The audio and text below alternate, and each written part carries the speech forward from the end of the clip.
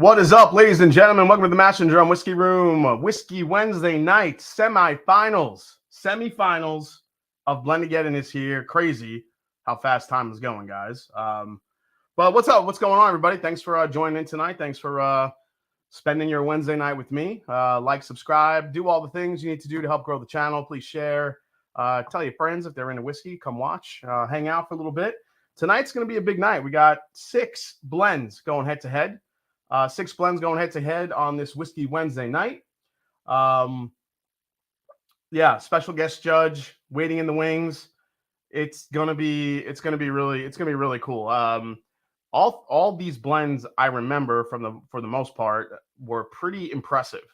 So putting them all head-to-head now, plus on top of that, you have the issue that they're all, they've been sitting around a little bit. Maybe getting a little bit of airtime. So we'll see how the whiskeys, how the blends evolved, if they got better, if they got worse. This is where it gets into the nitty-gritty with Blendageddon. So we'll see what happens. So let me say hi to some folks in the chat. Love the Big Bird. That's Dr. Seuss. That's the Grinch. Is that Big Bird? Oh, this Big Bird. Yeah, I got this hat. I was in Kentucky on Friday and Saturday. With a local podcast here, the Bourbon Hunters, and we did kind of a distillery blitz. We went all over the friggin' place, which I'll tell you guys a little bit about. It was a fun trip, but basically we hit Buffalo Trace, then went to from Buffalo Trace, hit Wild Turkey where I got this hat. Also ran into Bo Garrett, one of the amazing tour guides there. Got a couple picks there. Then went to Four Roses. They had 2 single barrel strengths there that we grabbed. Then from there, went all the way to Maker's Mark. And then we went to Heaven Hill. Then we went to Preservation Distillery and a few other things in between. It was a hell of a day. And then that was just Friday. And then Saturday, we kind of stayed around Louisville, went to Louisville, as they like to say. And we hit, Old Forester, Michter's, Evan Williams Experience. Went to Westport Whiskey and Wine. Did a tasting at Peerless. Went to Angel's Envy. It was a lot, but it was a ton of fun. Let's see here. Joe Sells from Boston. He's sipping on some Van Winkle 12 tonight. Sounds like you had a hell of a trip. Yeah, I got a bunch of bottles. My goal for that trip was to get some bottles for the St. Jude giveaway, the St. Jude fundraiser we're going to do on the finals at Blendageddon for the final round once we have the final 4. And so some of the bottles in the mix now. We have I got the Maker's BRT1 and BRT2 was going to be in the mix. A bottle of Foregate, bottle of Knob Creek 18, bottle of, what else is over there? Michter's Barrel Strength Rye and a Michter's Rye. We got those in kind of a double pack. We'll be giving away. What else is over there? I don't know. A bunch of, Lux Row Double Barrel, 12-year. Just a bunch of crazy good bottles. So looking forward to that. The final week of Blendageddon, just a ton of stuff to give away. And tonight I'm actually going to be giving away something, 2 packs. So I'm gonna need a little bit of help from a lovely patron out there to keep track of names. Let me know before I do the giveaway. Let me know if I can have a patron or somebody in the chat to kind of keep track of names. I don't know if Shayla Bots, if you're available or anyone else, but let me know. Did you tour Michter's? No. So Gary, we walked into Michter's. As soon as we walk in, the girl's like, "We don't have nothing. We don't got anything. No fill your bottle. No special releases." We're like, "What the fuck?" Like that was okay. That was harsh. So most of us just kind of walked in and walked out. Then we went back about an hour or 2 later, and they had the Barrel Strength Rye out. So we grabbed that. Let's see here. Hey, what's up, Katie Turk? Let me say hi to some of you folks in the chat. Absolutely love you guys. Let me say hi. Matthew Akers, hello from Columbus. Yeah, everybody that's here local in Ohio. Thanks for hanging out, chiming in tonight. Really appreciate it. All you guys that are local here. Shredward's here. There he is. Wise Guy Whiskey Guy's in the house. There you go, man. His blend is in the mix tonight. Just crazy. Wait, is it? Is it in the mix tonight? No, it's the, or is it? No, that's the other side of the bracket. That's right. Justin Jenkins is here. Rob Zilla, his blend is definitely in tonight. Cameron Lochner is here. OG Brick. Brett Marquette is here. What's going on, Brett? Saucy Shane, what's going on, buddy? Nice to see you as always. Jeff Perkins is here. Get Strunk, what's up, Shelby? Nice to see you, man. Mark Mace in the house, what's going on? Whiskey Juice is here. T. Jarrett. Adam Hinson, hope everyone has a great night. I haven't slept in 36 hours. I'm going to bed, can't hang. Adam, sorry, you probably had a pretty long shift at the firehouse. Hope you're glad you're safe. Four Leaf Whiskey's here. Tim Evans, what's going on, buddy? Chris Buzalencia, nice to see you, man. Calvin Stoll is here. Cheers from Ohio. What's going on, man? Another local guy in the house. Fancy Franchi's here. What is going on? Like to see you and Gary here tonight. Whiskey Central. There's Shayla Bott. What's going on? Shayla the Whaler.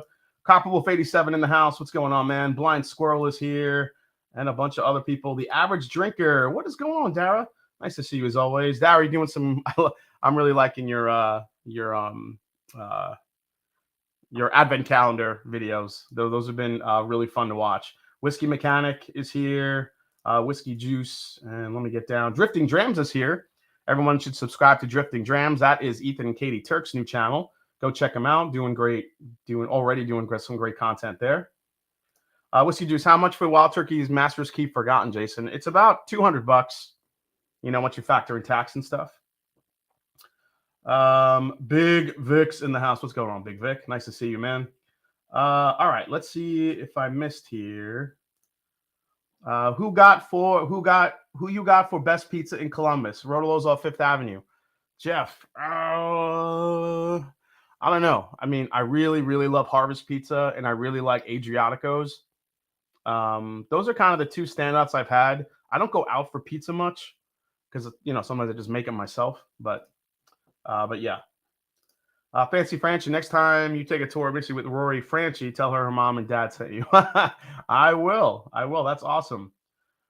Thanks so much for the super chat, Jeff. First one of the night. Let's see here. Yeah, anybody able to take some names tonight? Oh shit, 21090's here. What's going on, fellas? Sandeep Chima's here. Thank you so much. Pizza Hut. Dunny's here. And okay. Hey, Top Shelf Dustin's in the house too. So yeah, tonight we're going to be trying a couple new bottles that I got. Not a ton of, new stuff. If there's any new stuff to be had that's hit the market, it's been pretty impossible to get. Like, Old Fitz 19, the new Parker's Heritage, the new Parker's double barrel bourbon just came out. Julie yes. So Julie and Dan sent me the Boss Hog, and I did a short video on it, Julie and Dan. So you can check that video out. I did a short for it. Is this $600 whiskey worth it? Julie, I liked it. I thought it was good. I just wouldn't pay $600 for it. And the reason why is because I got so much apple cinnamon on it that it reminded me of some of like these Amburana barrels that are coming out, which are kind of everywhere. So even though the fig and the Tentora, finishing was pretty unique, it still gave me a lot of those apple cinnamon vibes. I got like cinnamon roll, like with apple pie filling, like piled on top of it. That was like and it also almost tasted like a finished cocktail already. So I really did enjoy it. Julie and Dan, thank you so much. You guys are amazing for sharing that. So, let's see here. Whiskey Mountains, you can track for me? All right. Whiskey Mountains, thank you so much. I appreciate you.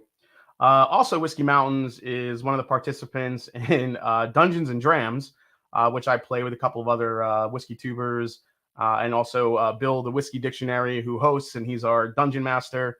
Yeah, it's nerdy and it's geeky and it's so much fucking fun. I love it. It's just you can sit back, relax, have a drink, and see when Bill tries to kill us. It's a good time. Dusty Dan in the house. What's going on, man? So tonight we're going to be giving away. I had an idea. Actually, I should actually thank thank Stanley Wags for the idea. I'm giving away 2 packs of the 12 Days of Christmas. So basically, it's 12 samples of some various Mash and Journey picks that we did all year. So I'm going to give away 2 12 packs. So December 25th, you could crack open the first one and drink it for the 12 days of Christmas once Christmas happens. So 2 different packs. If you any super chat will get you in the mix tonight to win 1 of 2 packs, and I might do another giveaway as well. But the main 2 packs tonight are 2 12 packs of samples of Match and Journey Whiskey Club picks. This could include the Jack Daniels we did. It could include the Stag Junior Finish Squib Game we did. It could include anything, but we'll make it fun. And good luck tonight to anybody who super chats and gets in on it. So, yeah, you gotta love the Grinch mug, man. Master John, I didn't get any of that. I like this one. Definitely thought it was better than the last one. I'm glad to hear your take on it. Really, you didn't get? Yeah, I got a lot of apple cinnamon on it, Julie. It was very almost cocktail-like to me, at least on the sample that I got. I'm not sure if it's maybe opened up and it's changed. I would love to taste that whiskey again, like once it opens up, because it's got so much going on. But sure, I did like it better than last year, though. I agree with you, Julie. I do like it better than last year. I want my whiskey and I want it now, says JG. All right, so get your super chats in, get a chance to win again 2 12-pack samples for the 12 days of Christmas of Match and Journey Whiskey Club picks, and then maybe something else at the end of that might be a little bit of a surprise. So we'll see what happens. So the first thing we're trying tonight here is these are brand new. These were just announced today. Get Strunk, 12 Days of Amazing Whiskey. Thank you so much. Taste and Sensibility. I'll jump on that one. Thanks for all you do. Cheers, Dunny. Squib Game is fire. So good, says Lucas. So these are the new Pursuit United Oak Collection series from, Ryan and, or I should say Cecil and Coleman from Bourbon Pursuit. These guys have really kind of built up a new startup whiskey company, and now they're getting into some finishing products. What we've seen from them before have been blended ryes and blended bourbons. I personally really love the rye over their bourbon blends. I think what Ryan's been doing with the ryes have been absolutely stellar. Oh, thanks so much, man. Thanks, Copper Wolf. Smoking Bulldog, I live in Georgia. I need stuff we can't get here. Well, you're in, buddy. One more cast, sign me up for show. And this is kind of the next evolution of that. So they sent me these bottles, to, be transparent with you guys. So let's go through the oak collection. So the first one I have in my glass here is the bourbon. So this is the bourbon. I wasn't going to go rye just yet, but this is the bourbon first. And the bourbon is a blend of straight whiskeys, one from Tennessee, not Dickel. It's not Dickel, because it specifically says not in Tullahoma. It's kind of helpful. New York, which is Finger Lakes Distilling, which they've been using for a long time, and MGP in Indiana. So it's their 36% high rye Indiana bourbon, 70-20-10 from Finger Lakes, and an 80-10-10 from Tennessee. Then what makes this special is that it's finished with toasted American and French oak. So let's try it. And cheers to everybody here. Why not take my $5 on the 12th day of Christmas? Jason gave to me one sample of the Houdini. Eric Sawyer, the Houdini might be in there. Just saying, it might be. I'm definitely in for the picks as experienced whiskey. Oh, awesome, man. Okay, let's give this a go. Let's see how it is. Let's see how the fellas did with this one. Now, these just also dropped on Sealbox today. I didn't even give you proof or anything, guys. I'm rushing along here. 108 proof, non-chill filtered. You guys know the blend now. Let's dive in. And let me know what you guys are sipping tonight. Welcome to the show again. Make sure you like, subscribe, do all the things. Really appreciate it, guys. In it to win it, says Ian. All for 12 days of picks. Pick a Christmas birthday winner right here. Giselle's Boston. Yeah, I got a ton of good shit I could send, man. It's good. I think it's just going to be harder to send the 12 picks to pick who gets what. So we'll see. It's not going to be any Blue Run. I'll promise you that. Just my pick, like our picks that we've done.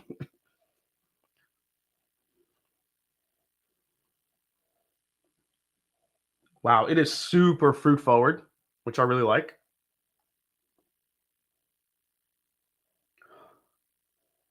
I'm getting orange and coconut on the nose.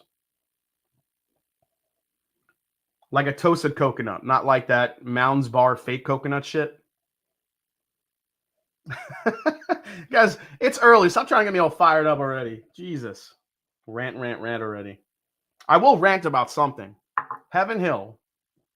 I went to their, fill your own bottle experience when we were there, and it was not a great experience.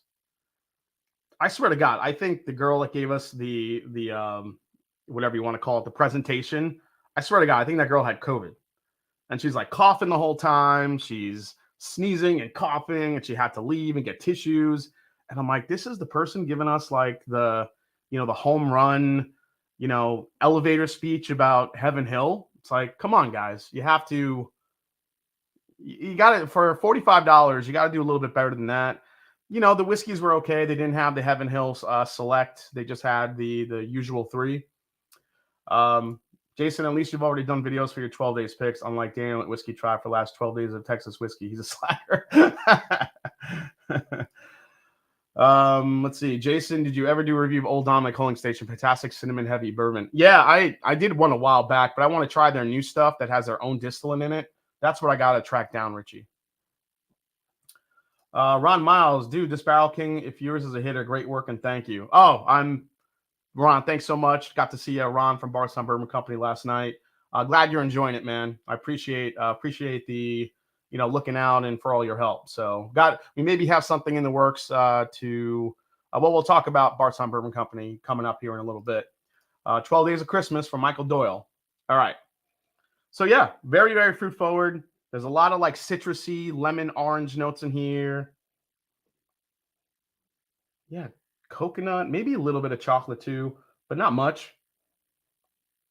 It's a nice nose. So let's try it. Here we go.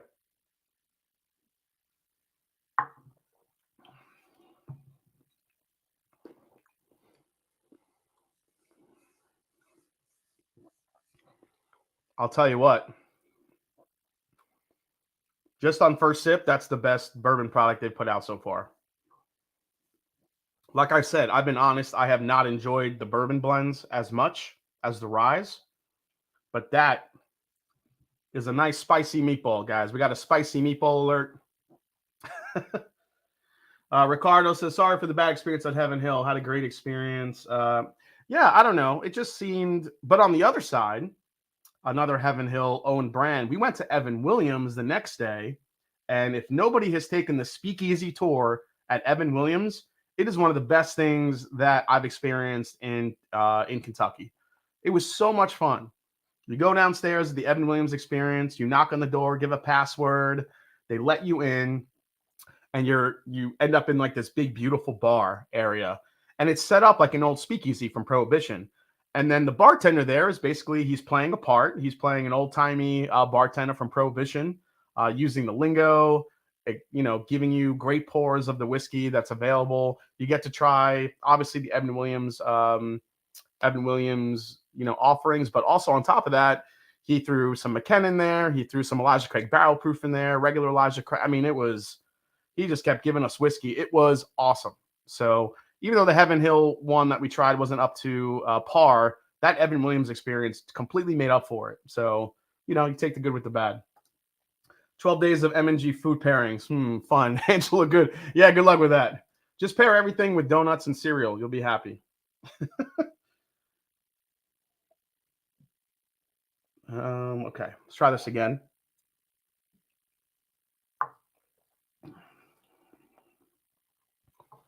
So this has that French oak spice that I friggin' love. That is good. Non-chill filter that coats the palate. It's got like this flat cola note on it, which is kind of nice. I don't mind like flat cola at all. It's kind of syrupy. But the best part of this is the finish. That finish, it's the whole experience is spicy. This is not an easy sipping experience, I think, like the other bourbons give you. This has a really nice mouthfeel. It's spicy from front to back. Yeah, a lot of black pepper here. I think you get the toasted oak notes too, but I really think those French oak tannins are just taking over and really giving it a spicy experience. This is easily the best bourbon that I've had from them. Like I said, the other two just weren't too crazy about, but these are good. These are very good. AC Jones, happy holidays. Thank you so much. Thank you, Mash and Journey. 12 MJ picks. Wow, let me get my Christmas gift. Yep. Yeah, good luck to everybody for getting in on it. Let's see here. We always hit EW when in Louisville. Yeah, that was the first time I ever did that tour. I was really surprised, and I absolutely loved it. All right, let's put this one aside here. And I'm going to keep this one here. This deserves the gold mash and drum Glen because I really like that one. Now, if you've seen my reviews and you heard me talk about how much I love finished ryes over finished bourbons, we're about to find out. So this is their finished rye. This is a blend of straight rye whiskeys finished with sherry French Revere oak. Now, I'll see if I could find the, I think the information for that one's on the back of this paper here. So we could find out together what exactly that shit means. All right, so straight rye whiskeys. So this is Kentucky. This is Bardstown Bourbon Company, 95.5 rye, and Sagamore Spirit, which is a blend of 95.5 and 52.43.5. So 52 rye, 43 corn, 5% malted barley. That's blended together. Another 108 proof. Again, non-chill filtered. So 3 different mash bills from 2 different states, and finished with sherry French Revere oak. All right, so it doesn't give too much information on the oak, but let's find out how this one is. Probably let this open a little bit. While we're letting this open a little bit, let's go through some. Let's go through a few news stories here, just because we have 6 drams to go through for Blendageddon, so I want to make sure I hit everything here with you guys. So, kind of a fun, awesome bottle that I don't think many people got to try last year was this one, the A. Smith Bowman Cast Strength. Now, this was a lottery release for the gift shop only. But this is going to be a second batch, aged a minimum of 10 years, with barrels hand-selected by Brian Pruitt and distiller David Bach of the Bowman Brothers Distillery. This is going to be at 144.5. So you're looking at another hazmat version of this. High-proof whiskey lover's dream. It will release this cast strength bourbon for a suggested retail price of $100 in select U.S. markets beginning mid-December, as well through the A. Smith Bowman Distillery gift shop via online lottery. So it looks like they're still doing the lottery, but on top of that, it looks like they're going to be releasing some to the masses. Unfortunately, that stuff doesn't come here, so I'm not sure if we'll see it. But yeah, I mean, I feel like it could be E.H. Taylor barrel proof in a way. A little bit of a higher proof though, for sure. Oh, it was available in stores in Maryland too. Okay, so it looks like they're doing a little bit the same thing. I'm not sure if it's going to have a bigger reach, but I guess we'll see. Ooh, that smells nice. Yeah, it sounds freaking awesome. Would love to get one of those Bowman cast strengths at some point. All right, let's go to the next story here. I just like going through these because it just kind of keeps me up to date of what's going on. Tin Cup. So Tin Cup is in the news, and it looks like Tin Cup is releasing another super old release, a 14-year-old bourbon whiskey. This is the 14er. The 14er, they're going to call it. The brand founded by Stranahan's co-founder Jess Graber on Tuesday announced the launch of its 4th and oldest expression, the Tin Cup 14er. This is the first iteration of what will be an annual limited edition release that pays homage to Colorado's 14ers, mountain standing 14,000 feet or higher. So now the proof on this kills me because it's going to be only 84 proof, but I did like the Tin Cup 10 year even at the low proof. Available in limited quantities in select markets, Colorado, California, Florida, and Texas for a suggested retail price of $70. That's a really nice price with something with such a high age statement. So, cheers to Tin Cup for, bringing something out like that. I applaud them for doing that. Thank you, VG. Appreciate that. Thank you, Pac-Man 12 days of picks. I'm in. Happy holidays. I don't know. Whatever did happen to E.H. Taylor Barrel Proof Rye? I've been asking. I don't know. Actually, I know Julie and Dan, they tend to get some of those specialty E.H. Taylors. Julie, have you guys heard anything about if it's coming, when it's coming? I have not heard. I haven't seen it on secondary yet, so that's kind of the number one indicator that something has gone awry, because usually those bottles are on secondary like that for a few $1,000s. Hey, Griff is in. Thanks you so much, Griff. Nice to see you, man. Sub proof, yeah, sub 90 proof. I mean, they're gonna stretch that bottle. I get it. Wayne Gardner is catching your live food from Athens. Hey, what's up, Athens, Ohio? Nice to see you, Wade. All right, let's go to the next one here, next story, real quick. And we are going to hit up next the ones that I was kind of mentioned real quick here. It's the new Bardstown Bourbon Discovery Origin Series. So after all the years, we're going to see finally 100% Bardstown Bourbon Company whiskey with their Origin Series. Almost said Orange Series. This will introduce the brand's customers to 3 new whiskeys, all 6 years old. The Kentucky Straight Bourbon Whiskey, the original bottle, the Bottled and Bond, and the Straight Rye. So here are the details. The bourbon's bottled at 96 proof for $44.99. Mash bill consisting, all right, so that's the original bourbon. It's a high rye bourbon, I believe. Then the Bottled and Bond features a mash bill consisting of 20% wheat, creating a bourbon that the brand says has tasty notes such as peach, cocoa, lemon on the nose. The finish includes fruit and toffee.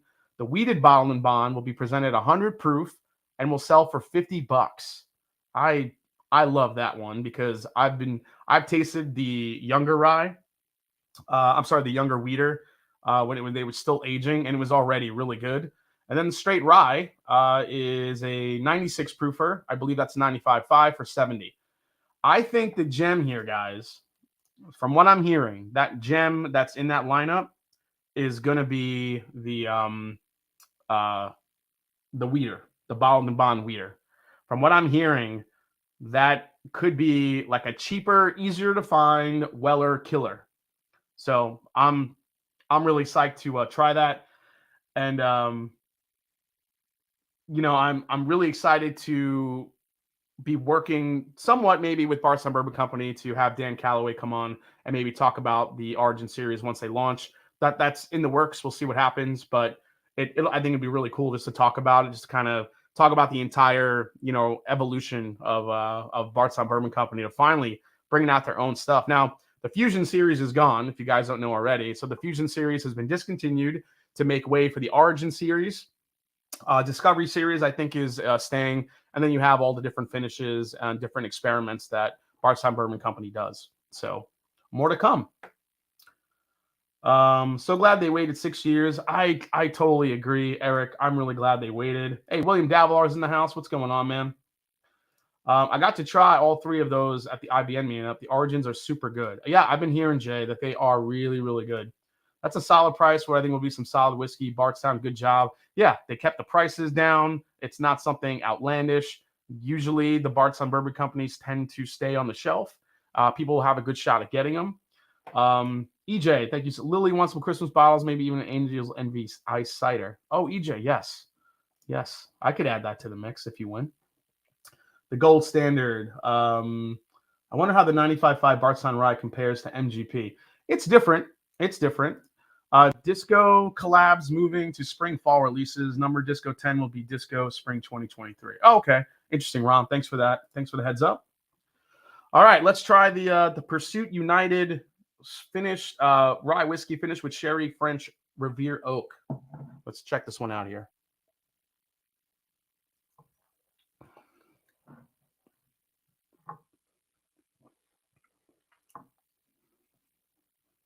Oh, I did not get the sherry until the very, very end of this.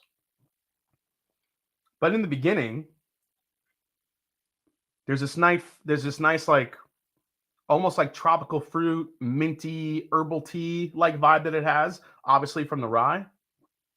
Good amount of sweetness, but that sherry I did not get until the very end, which was interesting.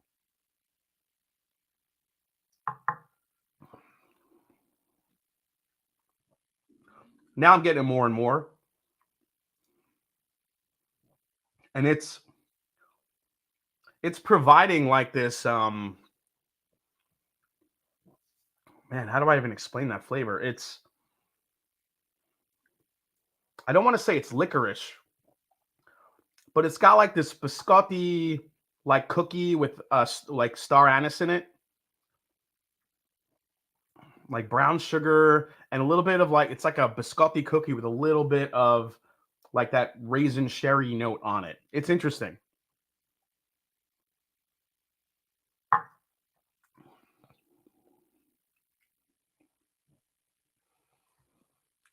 You know what it tastes like the more I sip it? Dr. Pepper. This is turning into delicious Dr. Pepper on the palate. Yeah, totally. That's good. So normally I tend to gear towards the rye from Pursuit United over the bourbon. This time they're both really good and really different. I actually might be leaning more towards the bourbon here. Let me try the bourbon again. Man, the bourbon's nice.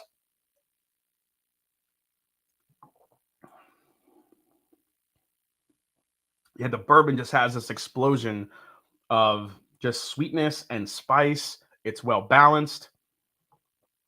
All the last releases, rye over the bourbon. I'll have to give this rye some time to open up.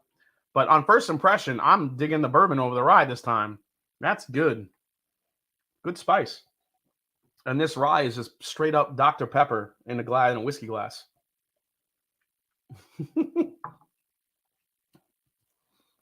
Let's see here. Oh, the hot girls are here already? Hey, nice to see you guys. Thanks for chiming in. Always appreciate when the Triple X hot girls come in. Thank you guys so much. Let's see here. Did E.H. Taylor put out the straight barrel proof this fall? Yes, they did. I actually got one. I'll probably do a review on it at some point. What time is it? It's 9:35 already. All right, let's go through a couple more whiskey stories here. So that was the Origin series. Let's go to the next one, which is you guys see this yet? This is the Whistle Pig, the new Whistle Pig bottle, which they put into a little pig glass. Not really sure how you not even sure how you describe that. But all says the Whistle Pig's latest rye whiskey is bottled in a pig-shaped piggy bank inspired decanter that pours from the rear. That's right, pours from the rear. It's a 10-year, comes in 110 proof in a 1-liter pig-shaped decanter, which is a replica of the Berkshire Bitter Pig decanter. It celebrates the 10-year anniversary of Whistle Pig winning its first Best Rye Award from the pig's rear. Why do they keep saying the pig's rear? Let's see here. Do they have a price on this thing somewhere? Let's see. $200 per 1-liter decanter. Available at select premium liquor stores across the nation. Come on, you guys gonna buy a whiskey that pours from the pig's ass? That'd be pretty cool. I don't mind it. All right, let's go to the next one, which is this one, which I just literally saw when I was in Kentucky, which is this bottle right here, the Dickel 17 Reserve. I've been getting messages about this bottle. I saw it in Kentucky. It's a $250 bottle. The bottle was originally released in 2016, but at that time it came in a 375 milliliter. This year, it's a full 750 milliliter. It's cast strength and age at 17 years old. Bottled, let's see, as of December, consumers can find it select markets around the U.S. It is bottled at 92 proof and retails for $250. So 92 proof is cast strength, which is interesting. So apparently this got a huge following when it first released. Includes notes of creme brulee on the nose, apricots with hints of plum and juniper on the palate with rich cedar finish. And you guys paying $250 for that? The only thing I could say against that is that you can get George Dickel single barrel picks that are 17 years old. Sometimes those are over 100 proof if you could find them for over 100 proof, which I think are better than the lower proof variants. So that's the only reason why I probably didn't buy that bottle. Part of me did want to buy it to try it, but I didn't want to pay $250 knowing those George Dickel picks are out there, especially 15, 16, and 17-year-old single barrel picks. And then sometimes they're a higher proof. So, and you can get those for $60 to $70. I mean, it's some of the most affordable high-age whiskey on the market today. So why would you want to pay $250 for that? Because it's an LE? It's got to be something better than just that high age statement when you're already putting out stuff at a high age. And I think I've been a fan of a lot of the stuff that George Dickel whiskey has been putting out in the last couple of years. Their Bottle and Bond series has been great. I don't mind the George Dickel funk. I think sometimes I get it more than others in other in other different bottlings. But for that, when you have those high aged single barrel picks, that's a miss for me, unfortunately. I think that's it. Oh yeah, one more fun little story here. You see this Dalmore 35 year. So apparently there was a man that was arrested for stealing a $7,500 bottle of scotch. This Dalmore 35, $7,500 by smuggling it in his crotch. Yeah, that's right. I'm not making this shit up. Police in Jackson Hole, Wyoming, arrested a 50-year-old Romanian man for felony theft after he allegedly stole scotch by hiding it in his crotch. Oh, he's 50 years old. He's 50 years old in doing this. He hid it in the crotch area of his pants, his pantaloons. Security footage showed. The bottle was stolen. The bottle stolen was Dalmore 35 year, a bottle that cost an average of $7,326. An officer recognized this guy from the security footage as a panhandler he had seen earlier that day after police received multiple calls about him. Just crazy. The man and woman seen in the security video had been holding signs looking for donations for a 7-year-old with cancer. Oh my God, what a fucking asshole. Yeah, that's kind of like the fun, stupid story of the night. I mean, really? You're going to not only fucking hide shit in your crotch, but you're also going to try to raise money for a kid with cancer when there probably isn't one. I hope that guy goes to jail forever. Fucking asshole. Shit. Let's see here. Scotch tastes like crotch, so it makes sense. Fucking Ryan Cecil. Oh, shit. The antlers must have hurt. Yeah, maybe.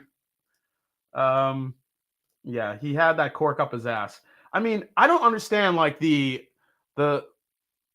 like, me and my girlfriend, we watch fucking Dateline all the time. Huge fan of Dateline. And we watch these murders that happen, like couples that are like, they've fallen on hard times, or they don't like each other anymore, or they meet another woman or another man and they want to get rid of the spouse. So what do? They try to kill the person and think they're just going to run off and, live happily ever after with this new person that they found. It's like, are you just going to do this over money, or because you feel like you want to move on from this other person, so you're just going to murder the person and then like get away with it? This guy walks into a liquor store where everybody knows there's cameras fucking everywhere, and is going to try to put a fucking $7,000 bottle in his crotch pants, his pantaloons. Come on, be a little bit more sense. Jeez. Scrooge whiskey. Showing your age with the Dateline talk here. Alan, man, there's still new episodes. Everybody, I just got into Dateline a couple years ago. When I met my girlfriend, she watched it all the time. She kind of got me hooked. I never really watched it. And Keith Morrison is the best. I love how that guy, though, the one thing that bothers me about that show is, like, he'll be like, so you walked in and you saw your murdered wife, right? And there was blood everywhere. And then it's not just him, it's everybody. They all say, how did that make you feel? How the fuck do you think it made me feel, asshole? Like, come on, Keith Morrison, you're better than that. Yeah, Dateline is legit. Oh shit, Black Bourbon family's here. What's going on, Jason Brandy? Nice to see you. All right, what time is it? It's 9:42 already. All right, I was gonna get into these Stellums, the Lone Cypress and the Hunter's Moon. You know what? I'll try the bourbon real quick. So this is the Hunter's Moon bourbon. This is one of the new expressions in the Stellum Black label series. So this is the newest. It's a specialty blend. I have the stats here. I think for the most part, Stellums are good. They're good values, but when they get into that $100 range, $100 range, I should say, it gets a little bit. I don't know. I kind of like them a lot better at $50. But this is the Hunter's Moon, which is 115.52 proof. It's a blend of Indiana bourbon and rye, which is then layered with older bourbons and ryes from Kentucky and Tennessee, creating a unique everyday whiskey. I mean, I guess we're at that point where everyday whiskey now is $100. Is that where we're at now? I guess no. I still don't want to believe that. I mean, you have Bardstown Bourbon Company, Stellum, Pursuit United. They're doing some really great, Sagamore. They're all releasing great stuff that's under $100. That's delicious. Paul Graham with a $50 super chat. Damn, Paul, thank you so much. I appreciate that. Let me see here. Yeah, Ryan, now with Pursuit United. Yeah, you guys have kept the pricing down, which everybody appreciates. See, I get the Tennessee on here a little bit. Jamming bottles in my crotch is on the label of the Christmas edition Blue Run. Joe Wanniger. Oh, shit. Yeah, so it's a Burai. Burai's always have me intrigued here. Oh, actually, no, maybe it's not a Burai. This says cast strength blend of straight bourbon whiskey. So what am I reading here? Hunter's, the base for all Stellum Black specialty blends is a blend of Indiana bourbon or rye. All right, so this is not a Burai. Sorry if that came off confusing. This is a blend of bourbons. All right, let's try this one.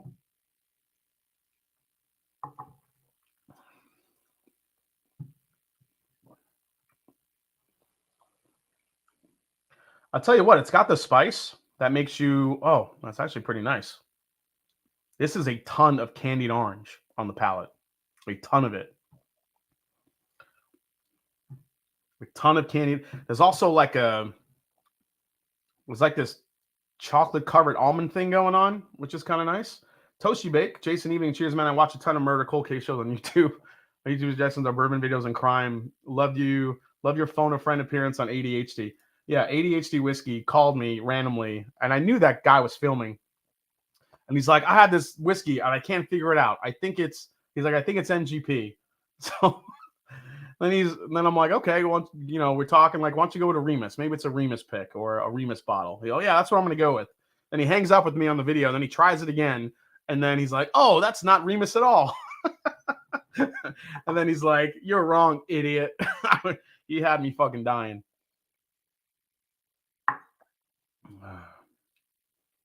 It's time for you to come out with your own expression, bro. Yeah, Blaine, it's something I'm working on. But if I do it, I don't know if I want to go through the whole rigmarole of sourcing. I've been approached, but we'll see what happens. I have some stuff that I'm thinking about doing. But again, if I do it one way, it'll be a long time before it comes out. If I do it another way, it could be quicker. I don't know.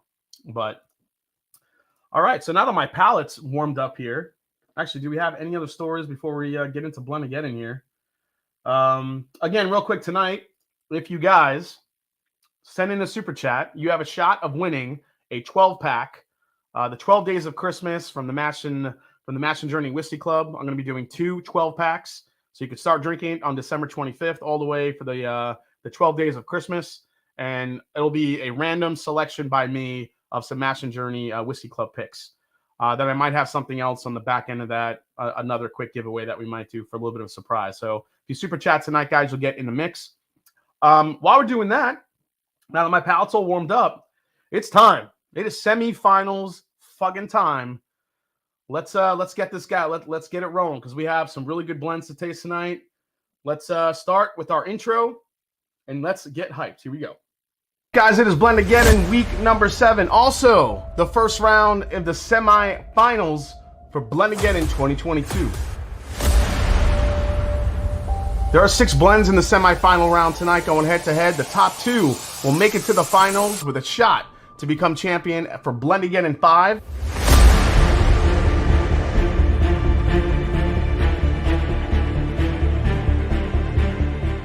With the help of the Bourbon Wrench, Trev Wilson last week, we chose Eric Sawyer and Wise Guy Whiskey Guy to finish out the right side of that bracket to make it to the semifinals. But tonight, we're going to the left side.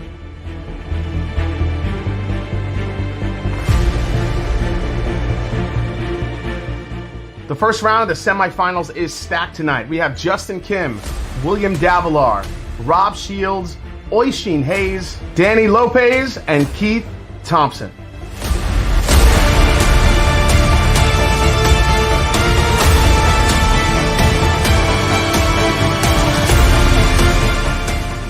right, guys, pour something good. It's about to go down. Who is going to be our guest judge? I got a good one.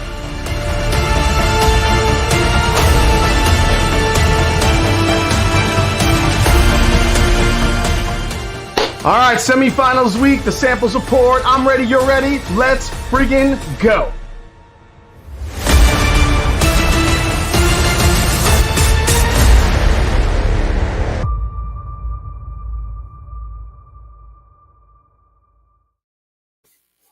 All right, ladies and gentlemen, it's time to welcome in our guest judge, someone I respect a lot for their blending prowess. Just by chance, they are the judge tonight. After tasting these bottles, ladies and gentlemen, it is Mr. Ryan Cecil. Hey, what's happening, buddy? What's man? going on, I tried to not tune in till very last minute. I'm very insecure when people were tasting and reviewing my products. So I was like waiting, and then I was like, damn it, I tuned in and you're like still talking about it. I'm like, shit, I whiffed on that one. So no, much appreciated, man. I love the hat, dude. That's a killer hat. Yeah, I love this one. This brand new. I got the Wild Turkey. It even says Wild Turkey up on the brim. Love this one. Yeah, it matches our bottles, man. That's awesome. Jason, I was just watching you and seeing the look on Dan's face when I randomly super chat money. I love you guys. In for the 12 days. Good luck tonight's blenders. Austin, my wife said I had to try to win this. All right. Glad you're in for it, Austin. Old Man Bourbon. I've not been on in a while. Always a great time. Sipping a little Elijah Craig Barrel Proof. C922, thanks for your advice, by the way. Absolutely. All right. So, dude, these are great. I got to say. And I've told you this before. I've been enjoying your rye blends over the bourbon blends in your last few releases. Since the beginning. This might be the first time I like the bourbon over the rye. That rye tastes like Dr. Pepper, though. Do you get that at all? It's like straight Dr. Pepper to me. Oh, yeah. It's you hit it right on the head. It's got this creaminess, this like this funkiness that those 23 flavors. Is funny going into bottling. Mm-hmm. I was like, because I'm still trying to learn and grow as a blender, and you go and taste these things as they're, in a tank, and you're like, okay, they're ready. And you're like, all right, I'm more confident about the rye than it was the bourbon. Then they get bottled, and I'm like, well, damn, now I'm more confident about the bourbon than I was the, I don't know. It's like, but the rye, it's like, when I pulled it and was ready to bottle, it had this creaminess, and it just had these vibrant fruit notes that the 7cc ryes didn't have. And I thought that sherry really amplified that. And, when I first tried it, when we bottled, I was like, well, where did that go? And not that it disappeared, but after like a couple days, sitting in the bottle and trying it again, it really amplifies it again. So there's something weird about bottling that's like, I don't know what it does. I don't know if it's like the air compression of the cork and whatnot that changes the flavors. So it's definitely an interesting thing. So that's an interesting. So when you're blending and you have your final blend, it's all done. It gets set. It gets melded. Then it gets bottled. Do you feel like it changes a little bit from when you blended it? Yeah, totally. But the wild thing is after you open them up and let them sit in the bottle for a couple days, they return to what you thought they were, going in. But then when you first open those bottles, you're like, well, shit, And it's funny. I have a sample from the tanks, and I compare them, and I'm like, well, hell, they taste not completely different, but there's subtle nuances from when you pull them from the tank and then when you first open them, but then they return to what you pulled from the tank after a few days. So yeah, and this bourbon, man, the combination of toasted and French oak, I feel like you do get the toasted notes, but I feel like the spice from the French oak just really kind of is a nice addition to the palate. So, and I think that's why I like it so much. I love spice, and I love something that's a little bit more interesting that's on your palate. Well, thank you. I was kind of paranoid about this and waiting for feedback. This is obviously my first wood finishing product and experience, so I was kind of nervous. But to me, I'm not a huge toasted bourbon fan because it's either too one-dimensional. It's either very sweet or it's bitter. Usually the toasted barrel is the dominant flavor profile. And yeah, me, when I blend, I love taking people on a journey of flavor, and I want always to go from sweet, fruity to spicy. And so I wanted the toasted note to really just kind of complement those flavors. I didn't want it to be the dominant profile. And so, Yeah, whereas, if you're looking for Woodford yeah. double oaked or Michter's toasted, this is not, you're going to go in this and it's totally not going to be those. But I definitely wanted something that was going to be interesting and unique, not just the same toasted flavor profile you're used to. I agree. I don't think it's a traditional toasted flavor profile, and I like that because yeah, you get into the ones that get a little bit bitter, a little bit too like in the marshmallowy. I think there's a time and a place for that. But when I read it was toasted, you had me like kind of like struggling with it because I'm not like a huge toasted bourbon guy. I prefer toasted ryes. But then you threw a French oak in it, which is one of my favorite finishes. So I'm like, he's got me on like this love it or hate it like thing. But I think however you toasted it in the blend, it actually works really nice together. I think you're right. It's the fruitiness and the sweetness. I got like this toasted coconut note on it. I want to see if that opens up a little bit more over time. But yeah, man, good job. Absolutely. Well, thank you. Yeah. And that was the beauty about this concept and what we do is that, when I tried toasted American oak, it was just too sweet for me. And when I did toasted French oak on its own, it was too bitter. But when you brought it together, it was like nice and balanced. So There you go. I'm glad that you like it, and we worked very hard on this. So I'm rambling a lot, but thank you so much. All right, well, it's time to ramble some more about some blends. So as a blender, you ready to get into these? I've been pumped about this ever since you asked me to come on because this is how I got started. Was just starting with different whiskeys from different folks and different brands and seeing how they interacted with each other in mash bills. I was always, when we interviewed people on the podcast and we had some of the great minds of blending, Nancy Fraley, Dixon Dedman, Joe and Tripp from Barrel, Dixon or did I say Dixon? Anyways, I've learned Jackie Zykan, all those. We learned so much from them, and I was always fascinated by it because distilling is, while it's important and very cool, in today's technology, it's like so pretty much hit a button. It's pretty repeatable process. It's it's pretty automated these days. You're right. And so where blending is a true art, and I think it's the future of bourbon and American whiskey because most bourbons are, one mash bill aged in 20 different locations and then blended together and branded 20 different ways. And while that they do a fantastic job of that, I think if you want exciting flavors, you can really get that through blending. So I'm pumped for this, and thank you for having me. Yeah, absolutely, man. I had to have a true blender on. I know you're kind of, I'm kind of in the same boat. I've been blending a lot more and more the last year, trying to mix different flavor profiles, what I like, and to see if, maybe there is a future for me to come out with a brand and blend myself. You say like that, and I think you should. And I know you got some irons in the fire, and I know kind of a little bit, behind the scenes. So I think you should definitely pursue that. No pun intended, but I should pursue that. Yeah, I got it. Exactly. But no, seriously, I think I'll have to maybe connect with you guys on that for some a little bit of a background help. But all right, you have your samples poured. I do. Yes, I think. All right. So what we do is I'm going to randomize the order we taste it in because I always like to just kind of throw a monkey in the wrench, make it a little bit different. So if you have it A through F right now, this is the order you're going to switch it to. So your first one is going to be letter E. Okay. Your second one is going to be letter D. Your third one is going to be letter B. Okay. Fourth one's letter A. Fifth one is letter C. And then letter F stays right where it should.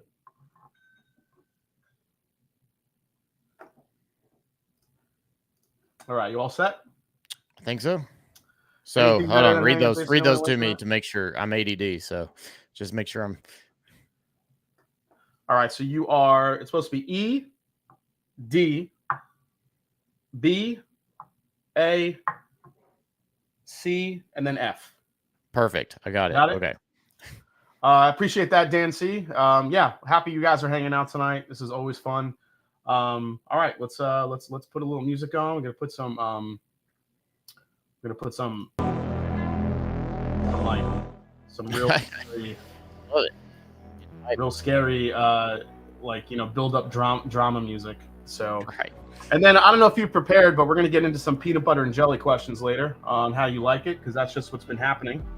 Ooh, I was cracking up when you were doing this with the judge, the bourbon judge. I was like enjoying it too much about the peanut butter. So yeah. We'll get into that.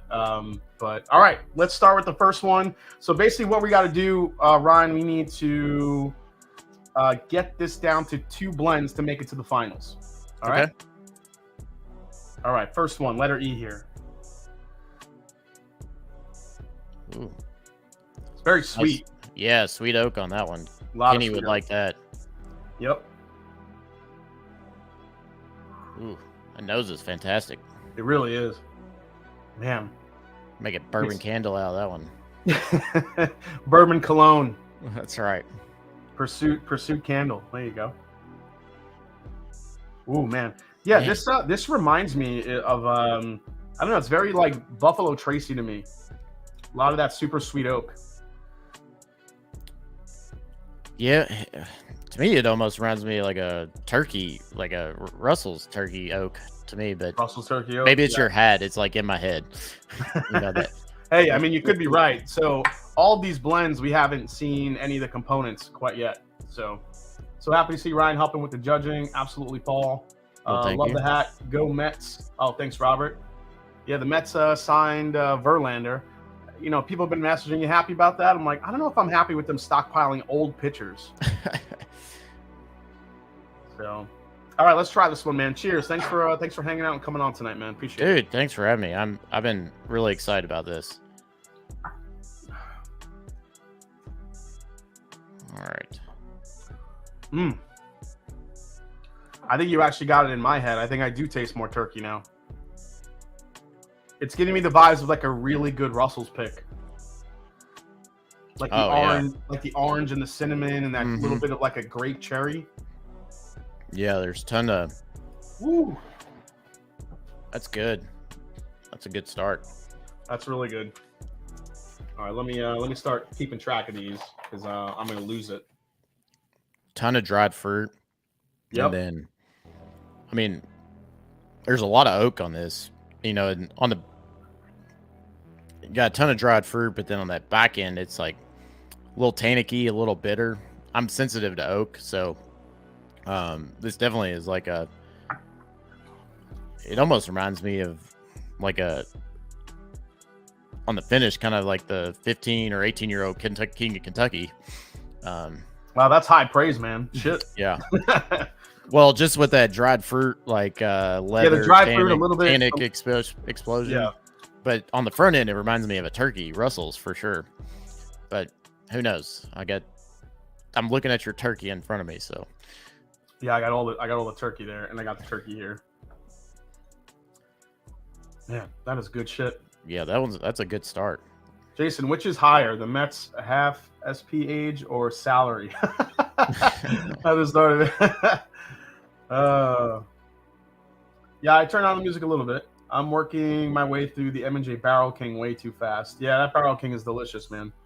Yeah, this is an amazing blend also because just the finish is going on for days here too. It's kind of like lingering. I don't know about you, but it's not really giving me a Kentucky hug. It's all living right here.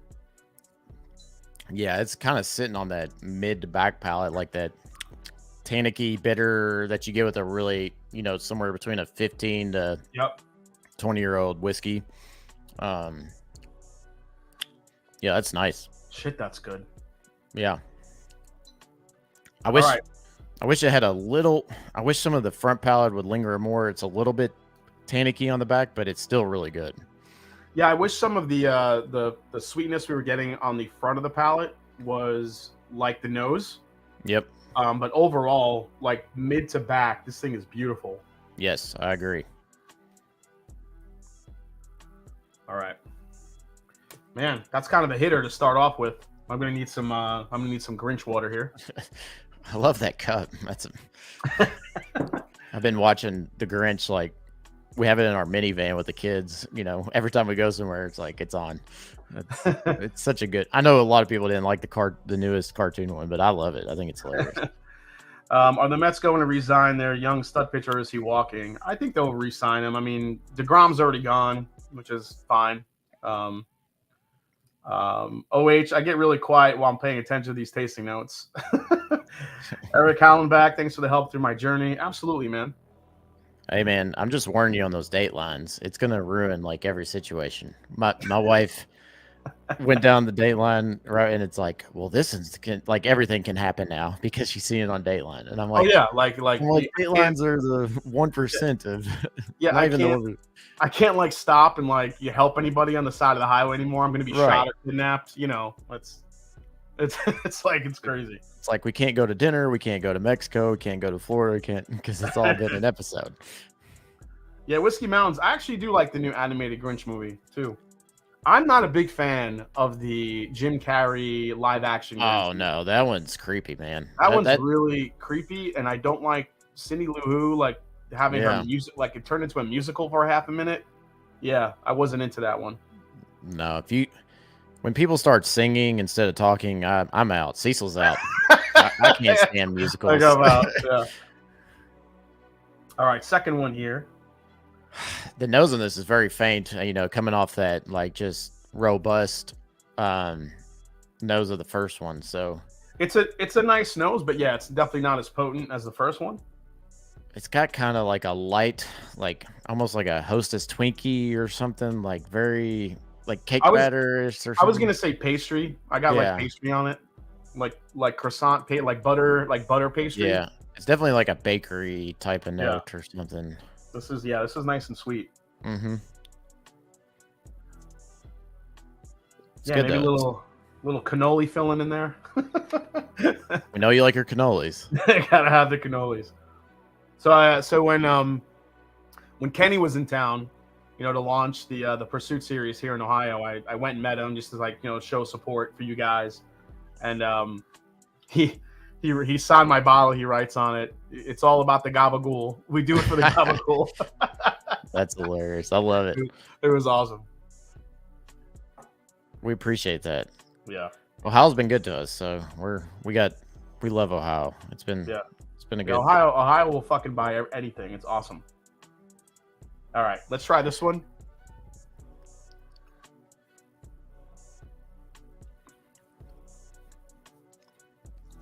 Okay. It's like buttery brown sugar. Are you getting like a little bit of like a dusty funk on it? Yeah, definitely on the finish. It's got that finish, right? That like malty chocolate like note, but on the front end it's very brown sugar, very buttery, rich, decadent, you know. Mm-hmm. Like a type of drizzle that you get like on say if you got like a really sugary coffee drink or something. Yeah, I think the coffee is a good call because that's what I'm getting on the end. I'm getting like this nice like roasted coffee bean note on it. It's slightly bitter, but not to the point where it's, you know, gross. Right. Yeah, that's like a dessert lover's bourbon for sure. John Diamond says you two are allowed to hang out. Yeah, why wouldn't we? Yeah, we've met in person once. Yeah. Posse up, Luke Lemon says. Julie got the Michter's 2022 today. He might let me taste it in 2024. Wow, you got the Michter's 20 year? Wow. Yeah, those are always. Yeah, it's funny when people come to Kenny's house to record or whatever, and he's like, you can have whatever you want, and I'm always like, yeah, especially the Michter's 20s, because he's like, quit offering my Michter's 20s. Did you say that in plural? Michter's 20s? Yeah. Jesus fucking Kenny. Oh my god. Yeah, his collection's insane. It's I can only imagine. He's much more wiser, and I drink everything I get, and he's good at bunkering and he always says when I come over I cost him $1,000. Did you drink all his good shit? Exactly. Or I'm just like, not even if it's good, I'm just always like wanting to try stuff. That's what I'm a curious like person. So somebody in the chat asked when are you coming to Wisconsin? Terrence McDermott. Well, our bourbon or me personally? Yeah, Terrence, what do you mean? When are you coming to Wisconsin? He's saying me personally. I would love to come to Wisconsin. I'd love to come. Whistling Straits is I come from. I love golf, and agriculture and turf management. So Whistling Straits which is a world-renowned golf course, is on my bucket list. So I definitely want to make it up there and do that soon. Have You're you there tried in Dublin though, right? So like where Yeah. Muirfield Village is? Yeah, Yep. I love Yep. Muirfield. I've been Yeah, there. Muirfield. Yeah, I love Muirfield. Muirfield's a shit. When it's great when the memorial tournament's going on. It's a Yeah, lot of that's fun. an awesome tournament. It's a lot of fun. Have you tried the 10th anniversary Widow Jane? Oh, I can't say that I have. I don't think No. I have either. That's I'm one. like Widow Jane's very hit and miss for me. Either it's real good or I'm just not a fan, especially for the price. They tend to be pretty pricey. Yeah, it's Lisa is a fantastic blender, and I forgot to mention her too. She's taught me a lot. Sometimes when they're at the mercy of what they're sourcing, and a lot of times they're heavy on the Tennessee side, and so it can get that kind of, which I'm not I love Tennessee whiskey. I think it's good. Sometimes it can get that too orangey, minerally thing, and so you got to find balance in that. But they've also had some fantastic MGP barrels, and that it's very hit or miss. So I agree. Yeah. Stolen from a meme. Maybe the Grinch would have been nicer if there wasn't a guy singing every 5 minutes about how much of a piece of shit he was. Fair enough. Oh shit. Fair question. I meant your whiskey, but feel free to hit me up if you personally come to Wisconsin and we can enjoy a pour. Like it. Yeah, Wisconsin. We're close. We're in Chicago there, but it'll be probably 2025, 2026. We're still waiting on this aging process to expanding whiskey brands it's tough. It's not we only had enough cash and foresight to about get about 100 barrels a year, and so we're expanding that to about 1,200 barrels a year. But 3 to 4 years ago we had no idea that people would give a shit about what we're doing. So we're doing the best we can. We'll be there as soon as we can though. All right, let's get into, so overall, what do you think about D, the second one here? It's very good. It's very sweet, very rich, very decadent. There's not much of a finish lacking, so it's very sweet on the front. To me, that's the one thing I would ding it for. There's not much of a finish on it. Yeah, I it's good on the front end, but it's like I wish it had just something a little bit more on the finish. But not that it's bad. It's just very one-dimensional. Yep. That's a good question. What are your couple of your favorite whiskeys this year? And you can't say the shit that you blended. Well, yeah, that would be a total that'd be a total turd move, right? Honestly, I've been a huge fan of the Old Fitz 17 year. I think it's been fantastic. I don't know if you've had that one yet. Yeah, I did not get lucky enough to try that one. Yeah, and I really like Discovery. The one that had the Georgia, is that 8 or 9? I can't. That's the last one, the 9. I'm with you. I'm a huge fan of that one. Yeah, it was wild. Like Dan had me.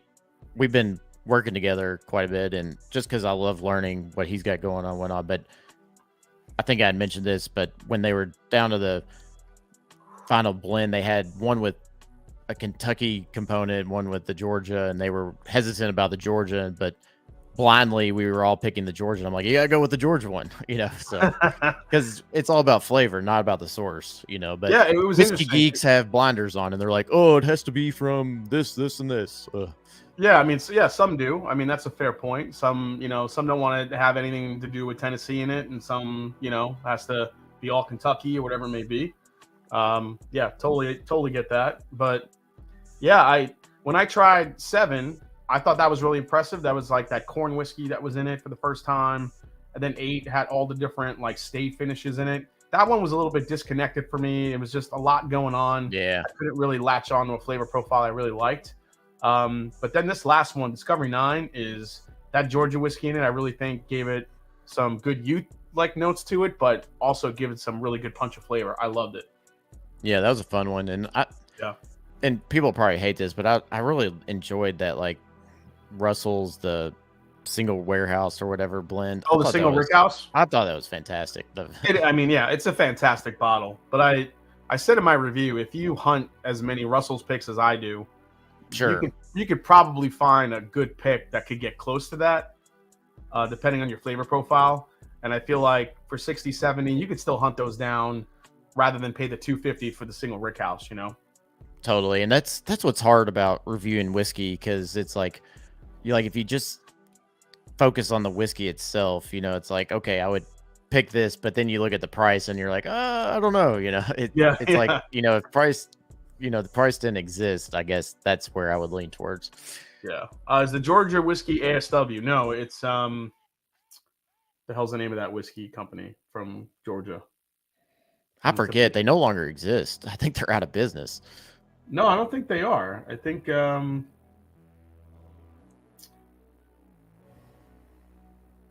let's see here. He told me what it was. Oh, maybe he didn't. I don't know if Ron's still watching and he could tell us what the Georgia whiskey is. Let us know in the chat, Ron, if you're still watching. All right. Let's go to the third one, letter B. Letter B. Let's do it. All right. No, it's not ASW, old man Joe. I can tell you that. You got to remember. Yeah. What's ASW? Help enlighten me. ASW is out of Georgia. Okay. Atlanta. They do a lot of single malts. I know which is your favorite. Actually, I don't mind single malts. Those are fun. It's especially American single malt, and I don't mind scotches that are, I guess, in sherry or whatnot. But when you start getting smoke and peat and this and that, that's like, no, there's no peat. I mean, I think it's a blend of like cherry wood, smoked barley, and some other. It really, to me, it comes off like root beer. It's delicious. ASW. Well, see, in the bourbon, we have cherry smoked barley, and this our bourbon toasted one. Yeah. Or our oak collection. So. Oh, Dan from Bardstown was on the Junkie stream yesterday. He said they were no longer in production. Okay, there you go. Yeah, that's what I thought he told me. Okay. Because they use it on Paisley's blend too. I think the second one, but but it's no longer in production. But they had just acquired, and I tasted those on its own, and it's actually really good whiskey. I'm like, damn, it's like one of those things. It's like they were too soon, It was Georgia whiskey, and they just couldn't make it. You wish they were still around. Yeah. Yeah, I mean, ASW, they make a little bit of everything. I mean, they make single malt. They do an Irish-style American whiskey, which is a, triple distilled blend of unmalted and malted barley, like a good Irish whiskey. They have a Georgia Heartwood bourbon that's freaking delicious. So They do a lot of good shit. Yeah, this note, what do you think of that? I'm getting like a chalky bubblegum kind of note, cotton candy. Cotton candy was the first thing that jumped out to me. Bubblegum, though, was a good call. I wasn't really thinking bubblegum until you said it. I swear the first nose has ruined me. That nose was so good. I know the first nose. Oh my god, the first nose. Like, you go back to it now, it's ridiculous. Yeah, it's hitting all. That first nose you can take the bourbon wheel and pick, one, and you can find pick a it. flavor. Yeah. This one is coming off very spicy and cinnamony to me on the nose too. Yeah. Like I could smell the proof on this one. Yep. Oh shit, we got Stuff and Whiskeys in the house. What is going on? How you doing, Josh and Aaron? Cheers. Stiff competition. I confirm that Danny Lopez and Keith Thompson have formidable blends. Yeah, so they helped me pick Danny's and Keith's in the to make it to this round. So I don't mind this nose. There's some interesting funky things on this one. Yeah, there's some funk. There's some little bit of oak funk. There's like a slight hint of like almost like toasted oak in it. I think a little bit. Like I almost like smell of bitterness, a little bit. Yep. All right, let's give it a go, man. Cheers. Cheers.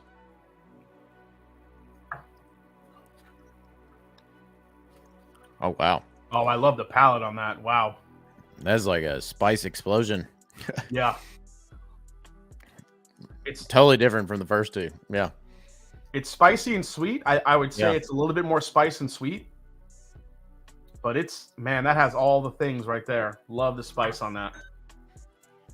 Yeah, that reminds me of like a Smoke Wagon 36% MGP right there. Just really good, some go good back- candy notes, brown You sugar, go back but to then the it palate. goes. Yeah, man, the candy notes in this is crazy. There's It's like definitely it's like sucking on a cherry starburst. it's like rock candy and that Rock nice candy. man. That's a good call. Rock candy. Oh my Good. gosh. That one's like that's one you need like 30 minutes with this one. That is glorious. Whatever that blend is. Holy shit. Oh shit, we got Kenny's here. Oh I'd be boy. scared to answer this. I would just send in Dusty Stitzel as a ringer. Exactly. Or your you know what, just send in your Michter's 20s. I heard you have 20s, Kenny. That's what He's happens. got verticals of everything. He's Verticals. man, that one's good. And they're probably all quantified in a spreadsheet format, aren't they? You definitely know there's like barcodes and tracking. He's got barcodes and tracking information on it. They all have like the tags on it. Yeah, thank God for Kenny. Otherwise, this company wouldn't exist. I'd be in Blendageddon. Hey, you haven't heard the prizes for Blendageddon, and you never know. You might want to be in it. That's true. Oh man, these that are one's so good, dude. That Yeah. one's really good. I might like that over the first one a little bit. Yeah, I mean, just because Just the finish on it is for days. Longer than the first. I mean, the first one I think is sweeter, but I think this one has more balance to it. I agree, and that's what I look for in whiskey is just balance. It's like I'm looking for sweet, fruit, and spice always, and that's got all of them. Let her be. It's really What the good. hell? Woo. Your rock candy, baby. Your heart's sweet and sticky. That's right. That's right, Cracker Barrel. Yeah, cherry starburst. Yeah, everybody wants the red ones.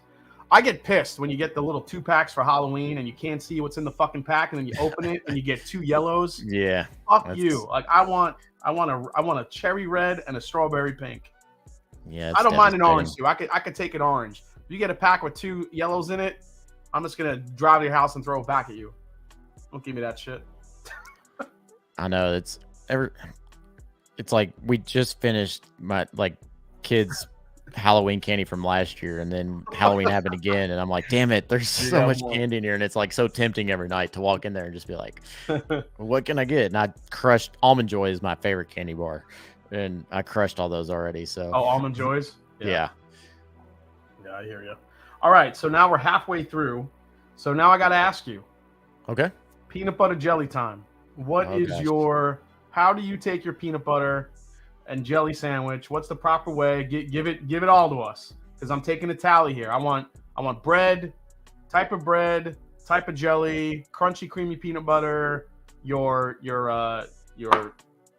spreading method. What do you got? Okay, so I don't do this now, but the ideal situation is I want the bunny bread. Is it called bunny bread? Is that what, the white with the rabbit bread? What's it called? I think it's called bunny bread. Bunny bread? Okay. That's what I used to. Let me Google this. Yep, bunny bread. Yeah, that's it. Okay. It's like the whitest bread you can find. It's like stickiest, sticks to the roof of your mouth. It just like stuck in your teeth for days. Okay, bunny bread. Got it. So that's the bread, and then I'm definitely doing Jif creamy. Okay. Jif creamy. Okay. And I'm going really heavy on the peanut butter, and then I'm going grape Welch's out of the squeezer. You know, So somebody said in the chat one of the previous weeks. So like, if you're still using grape jelly, you're 5 basically. Dude, it's like the sweetest, fruitiest. It's heaven. I mean, how can you not? Oh, I love it. Shit, that's awesome. You know, have you ever had the goober or whatever where it's mixed, combined? The Smuckers where it's like grape and like the goober, the goober. The goober, not yeah. Yeah. That have you ever had that? You had that before? I have. I don't like that, but man, who's hating on grape jelly? I don't know. People were saying like you got to upgrade to like strawberry or raspberry rather than grape when you become an adult. I Hell mean, no. If you're gonna eat peanut butter and jelly, do it the right way. my grandma, like when she made me peanut butter and jelly, it was always grape jelly. I didn't really latch on to strawberry until I got older, but so I do crunchy peanut butter. I do see. I'm torn. I'll do crunchy. I do like crunchy. I don't mind creamy or crunchy. I really don't have a bias, but if I have a choice, I rather use crunchy because I like the texture and the crunch. Yeah. Then I do white bread, but I do it toasted. I like to toast the bread, and then I do peanut butter on either side, and then like jelly in the middle, and I mush that shit together. The ultimate, if you have time, is you make your peanut butter sandwich, then you butter the top of it and the bottom, and then you throw that shit in a panini press or like a Foreman grill. Damn. And you toast it down, and then it gets real like thin, and it's like you fucking crush that shit. It's delicious. And a side of insulin. Yeah, I love it. And a side of the diabetes.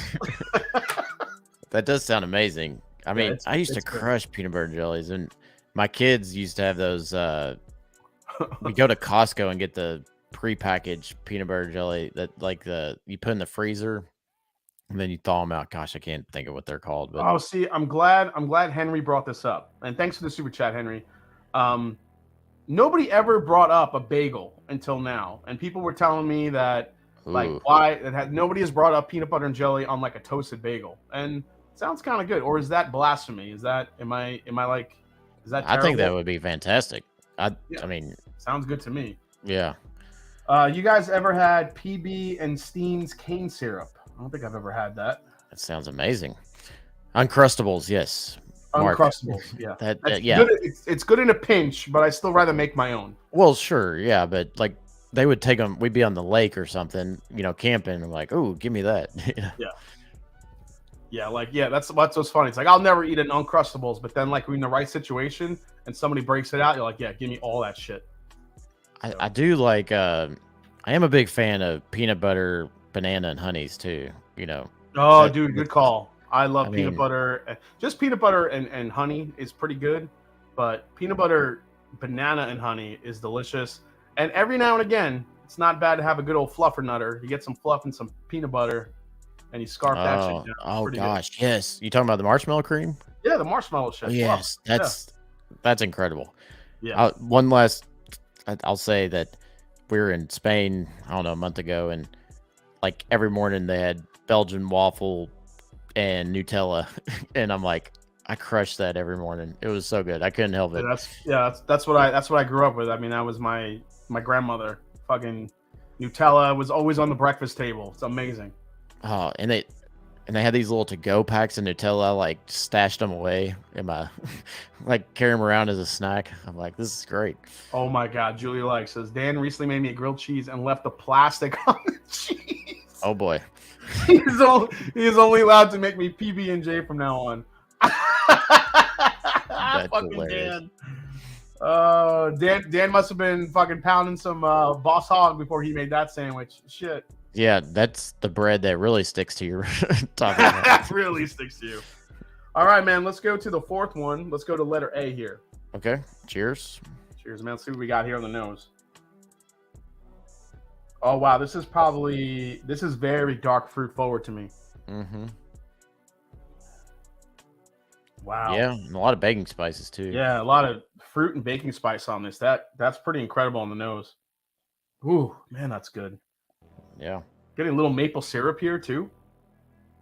That's a good call on that. Yep. Yeah, that baking spice is a pronounced no for me, but that maple syrup's really coming through, and the maple syrup is nice. That smells good. This might be the second sweetest one. This reminds me of on the nose. It's reminding me of like some of the Elijah Craig barrel proof batches that come across with like some of the maple syrup, little oak, Yeah, that one's. Yeah, it's starting to get like a little Heath bar action or something on it. Oh, that's a good call. Heath bar. Oh, a little bit of like those what do you call those cans? I'm actually getting like vanilla wafer a little bit here too. So my kids have been starting to really like those, and they've been in the pantry, and sometimes I'm like, these damn vanilla chocolate wafers are staring at me, and I like have to takes all my willpower to like not grab any. AW coming, the best PB&J. Toast some homemade sourdough, butter it up, cut up a semi-tart apple, put the peanut butter on the apple, eat the toast, then eat the apple while looking at a jar of jelly. What? Damn. Sounds like he had some gummies for that one. Oh, yeah. Brandon Martell came in and he said, don't sleep on the egg-washed and fried PB&J. Have you ever thought of that? That's crazy. That is crazy. Yeah. He's got to be like 5-star chef there. Yeah, Martell's no joke, man. He's be on Top Chef or something. That sounds like a quick fire challenge. He needs to take that shit to beat Bobby Flay. He'd beat the shit out of Bobby Flay with that. Exactly. I'm digging this nose. I love the nose on this, right? Yeah, this is stellar. This actually kind of gives me some of those old Fitz vibes.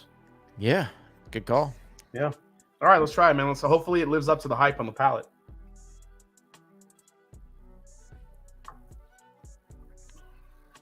Oh, yeah. Oh, it does. Man. Shit. It's cream. It's got a great texture. Creamy. That's easily viscous. the creamiest bourbon we've had, the creamiest blend we've had tonight. Wow. Oh, man. Gosh. Dang. Whoever, some of these people need to come blend for us. That's the beauty of this contest. I just love that this kind of gets the whiskey community involved and gets people, home and blending and trying out different shit. And then all of a sudden it comes in and like to see these blends sustain over time that's really the beauty of it. So yeah, but when you get in the real game, you can't be blending old whiskeys anymore. You gotta figure out how to blend young. That's what I tell Dixon. I'm like, I can't wait to blend 15-year-old whiskey and double barrel it. Yeah, exactly. Yeah, Dixon has those barrels in his fucking backyard. It's not that easy, dude. Yeah, exactly. Damn. I'm just kidding. Dixon's a fantastic blender. He's also a hell of a guy as well. Oh, super guy. Yep. Yeah. Shit, I can't stop drinking. Man, that's like a crushable. It's hitting every note for me. It's got fruitiness. It's got the sweetness. It's got a great little spice finish. I mean, it's perfectly layered on there. Good. Yeah, I'm getting like cherry, like Swedish fish cherry, like candy on it. Then the spice on it, the freaking blend of this is incredible. Wow. It is like I don't remember tasting anything that good in the previous round, so I'm trying to think like, what fucking blend is that? That's insanely good. Yeah, that is like cherry vanilla Coke float. It's like you have ice cream with cherry vanilla Coke on it or something. I don't know. That is decadent. So that's fantastic. We're already tasting through these. B and A seem to be standouts so far. Totally. Yeah. Yeah. We'll see what the last two bring here. So we have C. See what this one brings here. Let's see. Oh, see, this is where it's going to get tricky now because all these blends are starting to. Yeah, this is not Basil Hayden's Cabernet cask finish. I just want to let you guys know that. It does not taste like that. No, none of these are 80 proof. Oh, man.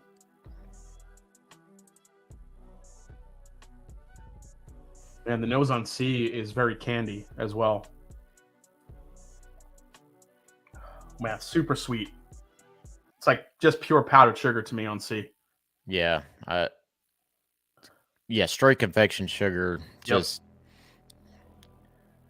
Yeah, like I was making for Thanksgiving, I make this like banana pudding trifle, and I make my own whipping cream, like with just basically take like heavy cream, vanilla, and confectioner's sugar and whip it. Yeah, that's the best way to make whipped cream, man. You add a little vanilla extract to that shit, and then you fucking whip the shit out of it. Yeah, it's so easy and so good. It's so good. Will the all blue run mix win? I fucking hope not. Yeah, there's a little grape note too, kind of coming out. Totally see that. See, I was thinking like grape big league chew gum.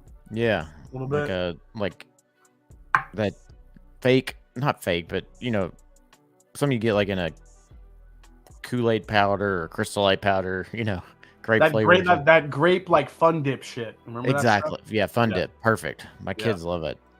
Yeah. Like, Is that keep bringing is that stuff still around? It is. Oh gosh, yeah. Oh gosh. And if you want your kids to just like bounce off the walls, you're like, have some fun dip.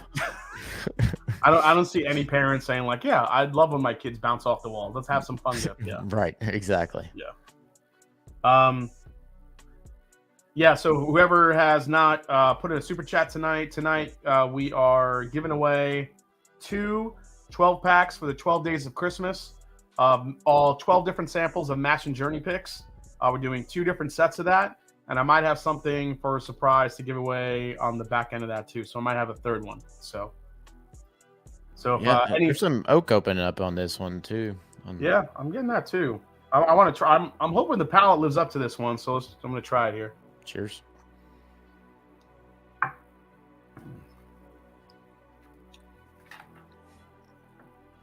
Okay. Yeah, that vanilla. It's almost like a root beer float now. It totally went dark. Is a root beer like a slight like sassafras like note on it? Yeah. That sassafras is strong. Yeah, it's strong. I kind of dig it though. It's nice. No, I don't mind it at all. Root beer and like sassafras was something I did not like growing up, but I love it now. Oh, I loved Barg's root beer growing up. I don't know what it was about root beer. Like when I was young, I just did not like it. But now, like I can't get enough of like I love. If I find a root beer note in any whiskey, I fucking love it. And this is definitely. It's not so much root beer, but I'm getting more of like that. Again, like that natural like sassafras note to it. It's delicious.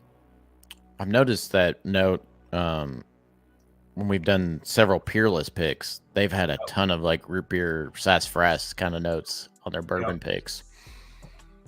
Oh, look who's here. Scotch on the Bayou. Nice to see you, Leanne. Guys, tune in tomorrow night at the Scotch Malt Whiskey Society channel. Me and Leanne are going head-to-head in a taste-off to see if we can guess the most impossible distilleries. Trying to guess from 360,000 distilleries in Scotland to see if we could pick out what Scotch is what. Good luck. Proof, but yeah, it's just a good time. But love you, Leanne. Thanks for dropping in tonight. So I really like this. I'm just not sure it'll measure up to the other 2 we just had. But I really like it. B&A are really good. This is good, but B&A are really, to me, really balanced and really take you on a journey. This is creamy and that root beer note's good, but it's still. The other ones are just so complex and rich. This one, as good as this one is, it kind of gets into like those 2-3 dimensions you're talking about. There's really there's not much outside the oak, the root beer, a little bit of like that vanilla cream we were talking about. Yep. Richie Z, I'll take a shot at M&J Samples. Great live, Jason. Awesome, Richie. Thank you, you legend. Yeah, I mean, it's good. I still really like this. It's good. It's the root beer float. That's what I'm calling it. Yep. Really nice. It is. It's pure vanilla. It's a pure root beer float with vanilla ice cream, like fresh vanilla ice cream on top. Yeah, I definitely enjoy this. It's just the previous 2 I want more of. I know. I could crush a whole bottle of that, whatever blend that is. Yeah. It's a futile, frightening, but fun endeavor. It is Scotch on the Bayou. When they're like, yeah, guess the distillery. It's like, okay, it could be 1,000 distilleries, and Scott throws some like really nice curveballs. So it's really tough. Okay, that's nice. I need some Grinch water here. The Grinch water.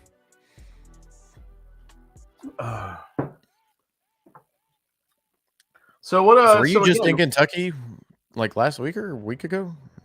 I was there just over the weekend. Oh, okay. Thanks but for the call. It was a really quick trip, bouncing around distillery, seeing what they got. We got pretty lucky at a couple places. Wild Turkey that day released a 10-year-old warehouse Cape Russell's Reserve pick. There was only like 90 bottles of it. So we were able to go and grab that. They had a Kentucky Spirit pick too that I grabbed. And then as I was there, somebody had told me that Four Roses was releasing some picks from the Bourbon Women of Kentucky, and they always do phenomenal. Oh yeah, picks. because you got like Peggy No, Riegler on those, picking those. Like some of the best noses and palates you're gonna find anywhere, picking those barrels. So I got I think it's an OBSQ, but it was a tier 6, so it was like 120 something proof. It was good shit. Nice. Better than buying a lottery ticket. Thanks, man. Appreciate it. We bounced around. We got kind of lucky. The funniest one though was Michter's. As soon as we walked in, they're like, we don't have anything. There's no fill the bottle. There's no special release. There's nothing today. And then we came back like an hour and a half later, and they had the Michter's Barrel Strength Rye out all of a sudden. So, oh, nice. That's right. I am a tier chaser. That's right. That's right, Kenny. Good idea, Richie. Cheers, semifinals. Go Will and OH. Yep, we'll see what happens. The tiers. So basically, if you guys don't realize, like different tiers get released for these Four Roses picks. It's 1 through 6. Generally, the lower tier is a lower proof, and the higher tiers you'll get into like the 120 area. They had one of each there from the Bourbon Women. They had one that was tier 1 and one that was tier 6. I went for the tier 6. Really? Yeah. Yep. I mean, they probably didn't have them open where you could try them. Probably not. No, it was 2 different recipes, but yeah, the tier 1. I forgot what the tier 1 was, but yeah, the tier 6 one, I grabbed that shit immediately. I think the tier 1 was an F, was an OESF or an OBSF, something like that. They should send you that in a Blendageddon and see what you pick. I just know when I got to do the pick at Four Roses, the first 5 that we selected, that we tried in that the most beautiful Lazy Susan in the world. I mean, you've done. Oh, those things are amazing. The Lazy Owls, they call. Yeah. So Mandy was like, she's like, there's a definite pattern emerging here, and we're like, all right. So what was the pattern? And they're like, the first 5 are all low tiers. You guys didn't like them, and 6 through 10 got into like 4 to 6, and those are we ended up picking a 10-year, 5-month OESK. Which I think like the day before, you guys selected an OESK, like that same weekend.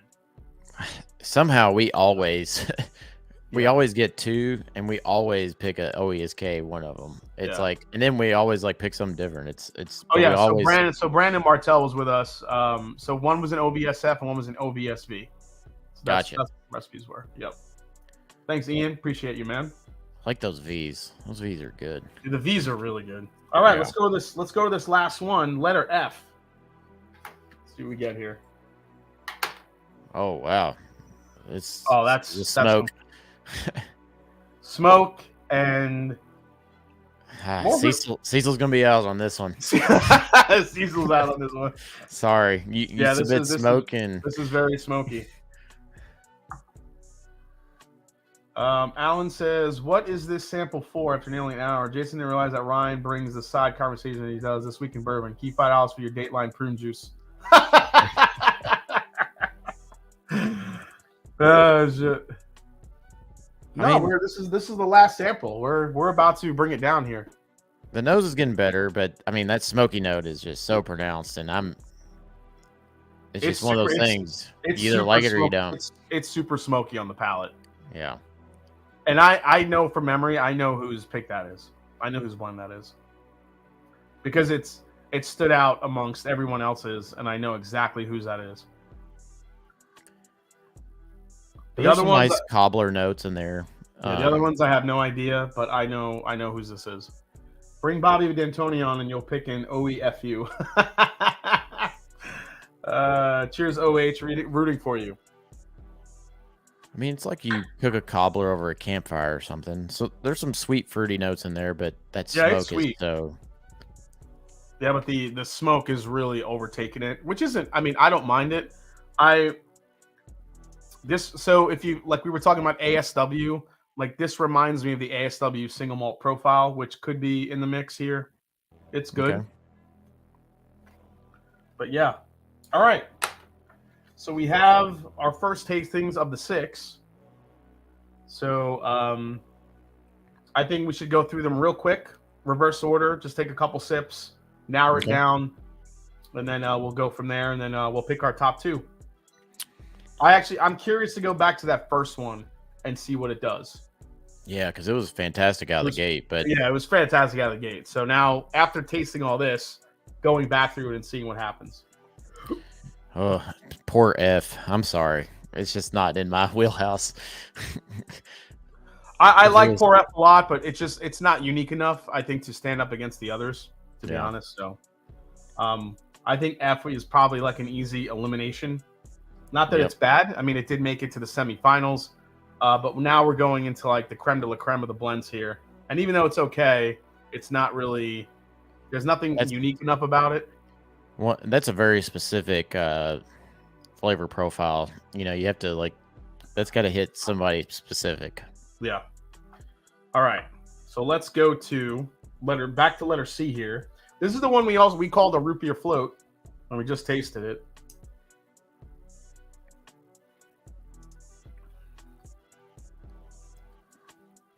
It's really, you know what I just picked up on it, and maybe it's just because I just came off that last one we tasted. I'm getting coconut. I agree. Yeah, there's like a cherry coconut kind of thing. You getting coconut on that too? Yeah, totally. Especially on the finish. Yeah, like totally lingers there. Coconut. That's it's crazy. It's almost got like now it's kind of opened up into like tropical fruit, like pina colada type stuff going on. I was gonna say like Malibu rum. Well, not too far. Yeah. All right, now I'm gonna go back to A here, which is a fucking banger. Oh my god. Oh. Go to A, pour some more. Oh my god, A is so good. Yeah, just smelling it, I'm like, it's. And then on the palate, it's just insanely good. Ooh. Yeah, that's magic there. It's rich. It's decadent. Yep. It's viscous. It's got some nice spice, some grapefruit notes. I think A for me is an easy moving on to the next round, get to the final. I mean, that is a finals level blend. Yes. But we'll taste the rest here. We'll go to B here next.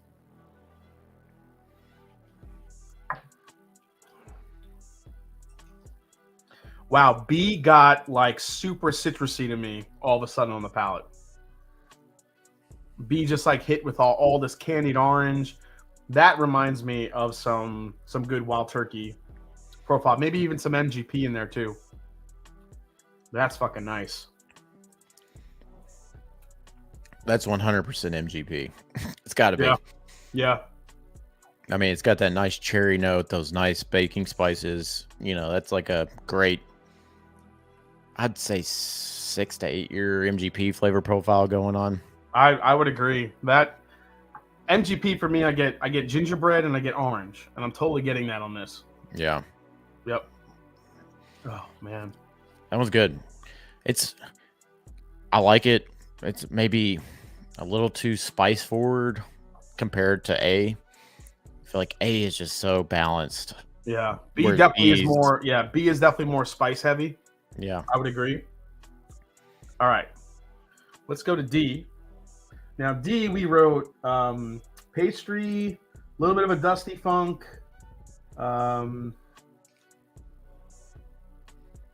Yeah, very sweet though.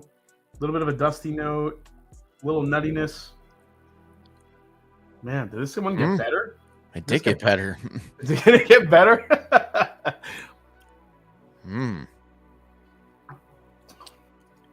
That's really good coming off B, because B is so spice forward. This is really... Yeah, I think coming off of it helped the sweetness come through. Holy shit, that's good. Yeah, it's chocolatey, nutty, rich, decadent. Wow. All right, so B, or I should say D here, might be making a run. Yeah, I thought I was definitely A and B, but trying B and D, I'm definitely A, but B and D next together, I'm like, oh, D. I see where you're coming from. So you heard it here, folks. Ryan likes the D. That's right. I'll leave out the other letter. Yeah, that's right. All right, I'm gonna go back to this first one because I can't wait to see how this is now. The nose is still great. That nose is still incredible. Wow. Yeah, there's got to be some great age on this. I mean, there's just some really good oak notes on it. The nose is incredible, but the palate is not. The palate's not living up to the hype. I agree. I mean, there's some great stuff there, but to me, it's just a little too. I'm very oak sensitive. It's just a little too tannicky bitter. It's a little oaky, tannicky, bitter, but it's also a little bit like it's a little thin. It's a little thin. That's the perfect word. It's thin. All right. So if we're going back through these, I think compared to the other three, I think our top three here. So are you in agreement we should move A to the finals? A's going? 1000%. Okay. So congratulations to A. A has made the final four. So we're gonna put A through. We'll find out what A is. I think are you willing to eliminate E, the first one? Yes, I think B and D are just a notch above those. Above that one. Sorry, above E. Okay, so E goes.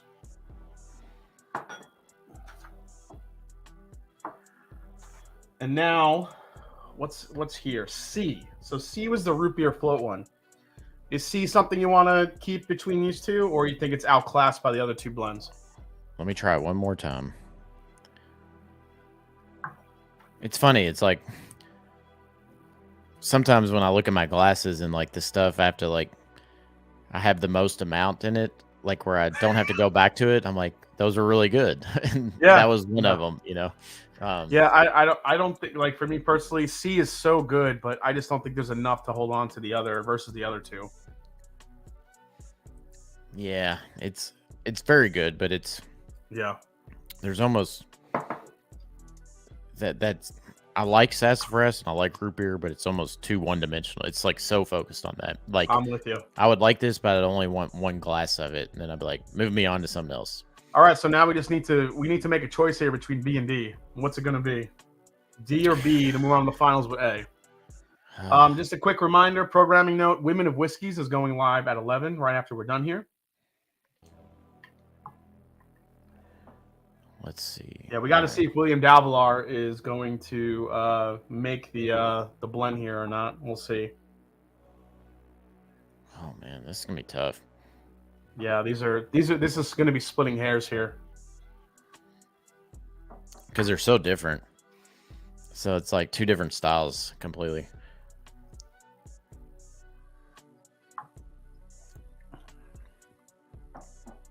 When I do them head to head, man, I still think B gives you the best experience overall. I love the flavors in D, but that spice-driven palate on B and the flavors combined with it, I don't know. I know doing these head-to-head is tough because D has some it's got really great flavors, but it just doesn't have the spice, so it's hard to discern the two. You know what I mean? Yeah, I mean, but D is one that D's a crushable one. D has a sneaky long finish too. Yeah, but D is crushable. B though is something I want to sit with. This is tough. These are. I know these are really close. A was a clear-cut winner, but these two. So do you go with crushable or do you go with something you want to spend time with? For me, it's something I want to spend time with. Usually. I don't know. I think B just has like I think it's definitely more spicy.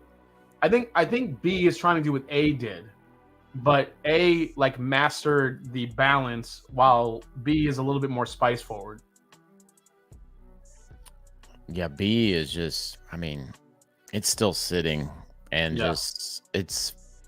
I love everything that's sitting there. I have to go B. D is really good, but I think it's A and B for me. I agree. I mean, D is so good, and I mean D like just missed it, but B is just too. There's too much going on with B. So, all right, Ryan Cecil. We have agreed. A and B are moving on to the finals. So we're about to find out who goes on, who gets eliminated, and then of course we're gonna do our giveaways real quick. So stick around. And I just want to say, fantastic job on all of these. These were really fun, really good.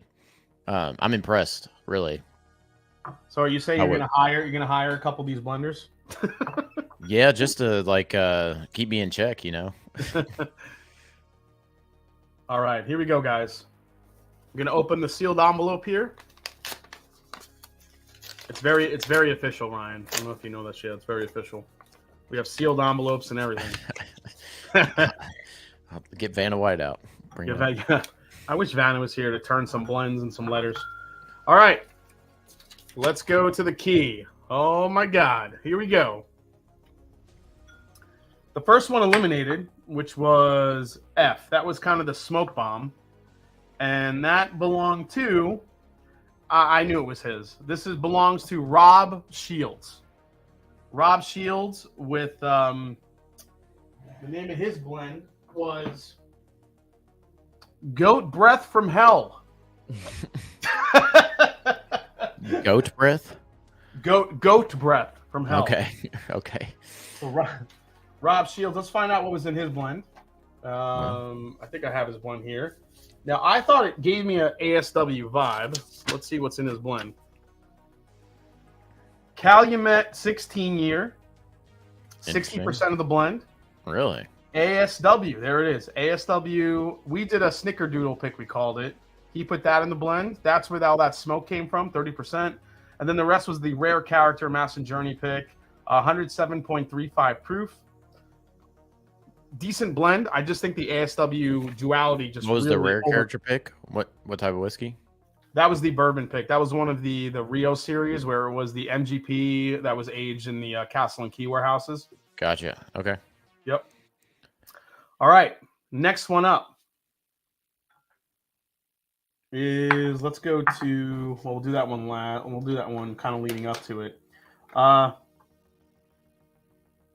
Wait, 1, 2, 3, 4, 5. Oh, I have them all here. Where's F? I want to get that off my board here. All right, that's F. Let's get rid of F. The next one, let's go to C, which we actually called a root beer float. That one belonged to Oaked and Yoked from Justin Kim. Oaked and Yoked from Justin Kim. So let's find out what was in his blend. I believe I have it right here. Justin Kim did a nice job of good presentation with his blend. He made a nice sticker and everything. Very cool, Justin.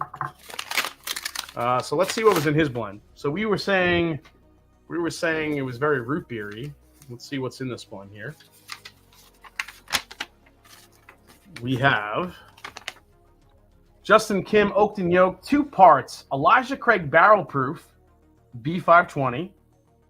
1.5 part Calumet 16, again, coming into the blend. And then 1 part Weller Foolproof. Strange. Would you ever think that you could get that profile from those 3 bourbons together? Never thought that. Never would think that in a million years. No, that's bizarre. Yeah, because you're gotten a 16-year-old Barton, Elijah Craig, and the third component was what? Weller. Yeah, never would have thought. Foolproof. I would never have guessed there was a Weller Foolproof in that blend. That's crazy. That's so strange. But again, this is what you get when you blend this shit together. That's crazy. All right. Solid work, Justin. You made it to the semifinals. But you got overshook by a couple of really good blends here. All right, let's go to letter D. So D was a dusty funk, buttery pastry. Let's see who D was. D belongs to, damn, Danny Lopez with his Bardstown. Bardstown, he called it. Now, when we had Danny's the first time, when he sent it in, it blew everybody away. But you put it against this, it's been sitting a little while. Let's see what's in his blend. So what did we say for his? We said it was pastry, dusty funk, little malty, sweets. Okay. Dude, this is no joke, this one. And you might have called it. I don't know if it was the first one. Did we say Russell's or did we say turkey on the first or the second one? The first one is what we said, turkey. All right, this is the second one we had. Letter D, which is Heaven Hill Burai. So ECBP 520, Larceny B522, Pikesville, ECBP A122, and then he took Rare Breed Bourbon, Russell's Reserve Single Barrel, Rare Breed Rye. Then he took a New Riff Single Barrel Bourbon, New Riff Balboa Rye Batch 2, and then he took Knob Creek 12-year, Knob Creek 9-year, and Knob Creek 2018 Cast Strength Rye. And he blended all those components together. That sounds like Barrel's New Year blend. It's like they got you read they got 12 states on there, and you're like, holy cow. Yeah, holy cow, dude. So he basically, what he did was kind of cool. He made a Burai from each, so the Heaven Hill Distillery, the Wild Turkey Distillery, the New Riff Distillery, and Beam. Then he took those Burais and he blended them all together, and this is what we got. That is a serious Bardstown. Oh my God. It was good. It was very good. Yeah, I mean, I love Burais. That's freaking delicious. All right. I know. I gotta come up with a blend just for you for Burai. So this means here we're gonna bring up the bracket here and see who's left. That means William Davilar, Oisin Hayes, and Keith Thompson are left. Which one is the one is letter E that just missed out and is going home? Let's see. Letter E. Letter E. Oh! Oh, that sucks because I love this guy so much. Letter E goes to William Davilar with his Mama's Midnight Madness. That's what he called it. Mama's Midnight Madness. Okay. Damn, dude. Oh, dude, you were so close, William. And you know what? William made it pretty far last year, too. That if you want to hire someone, hire William Davilar. That dude could fucking blend. Hey, that was very good out the gate. Holy shit, look at this blend. E.H. Taylor. Okay. You're right. You called Buffalo Trace on that one. I called Buffalo Trace. Elmer T. Lee, so a lot of Buffalo Trace. Russell's Reserve Single Barrel. Look at the birdie. That's our match. See, I thought there was some turkey. Yep. But I feel like you're going to name all bourbon brands, so we all could get it. Old Forester Barrel Proof. Elijah Craig 18. Elijah Craig Barrel Proof C921. Lucky 7 Holiday Toast and Calumet 16 again being used in blends. You know what? Yeah. I think Calumet 16 is an affordable high age blend. It's a high age bourbon that you can use in blends to kind of balance out everything. So that means, and Fred talked about this, those Calumets, you can find them, and they're not cheap, but they're still, for the age statement, they're good values. For the age statement, they're a good value. I don't care what anybody says. They're a really good value. Yeah. So that means going to the finals, Keith Thompson with his Sunday evening cigar blend. That was letter A. That was the one that was you said it was a cherry vanilla Coke float. Yep. And then the one that was just an absolute. So Keith Thompson's was the one we were like, hey, that's definitely going through. A was like the banger. And then following him, which had all the balance, the rock candy, goes to Oisin Hayes, Mr. OH. So congrats to Oisin Hayes and to Mr. Keith Thompson. You guys are moving on to the final fucking four. Congratulations. And so you won't reveal the blend till... Yeah, the blend does not get revealed for those until we find out. They'll all be revealed during the finals, and we see what they created. So. And you got Nance, or you got next week, or do you reveal? I can't say yet, but. Gotcha. It's kind of a secret. We'll figure it out. We'll see who. I was working on someone, and then they had to cancel, and then I had to get someone else, and then someone else came back around. We'll see what happens. Well, if you need somebody, let me know. This was fun. But yeah, I can't say thanks enough to you, Ryan, for helping out and doing this. This was a blast with you. I think you definitely brought a level of quality to the Blendageddon judging. Not just me. I don't know about that. Don't sugarcoat it. I'm just somebody that likes to drink whiskey and hang out. I mean these blends to me over the last few years, I felt like they needed more of a palate than just me. And I want to make sure that I do my due diligence to, make sure that all these blends, for all the hard work that the patrons are doing and the viewers are doing, that they're, getting their due respect. And, because I like a certain profile, but having another judge on to kind of balance it out and let me know if I'm picking the right ones, I think was a huge help this year. So again, thank you so much. Oh, anytime. I had a fantastic time and very honored and, very grateful that you asked me to do this. This was a lot of fun, and I'm a huge fan of yours. I always pop in from time to time to see what you're up to on the channel, and I watch, and I love what you do, and so I'm honored to be here. And hey, great job to everyone. These were some fantastic blends and some very creative ones. My only advice is you could probably simplify a lot of these. You don't have to, but I do like the creativity, and this is how I got started. And not that I'm a professional by any means. I'm just still learning and trying to grow in this space. But this was a lot of fun, and I'm excited to tune in next week to see who makes it to the top.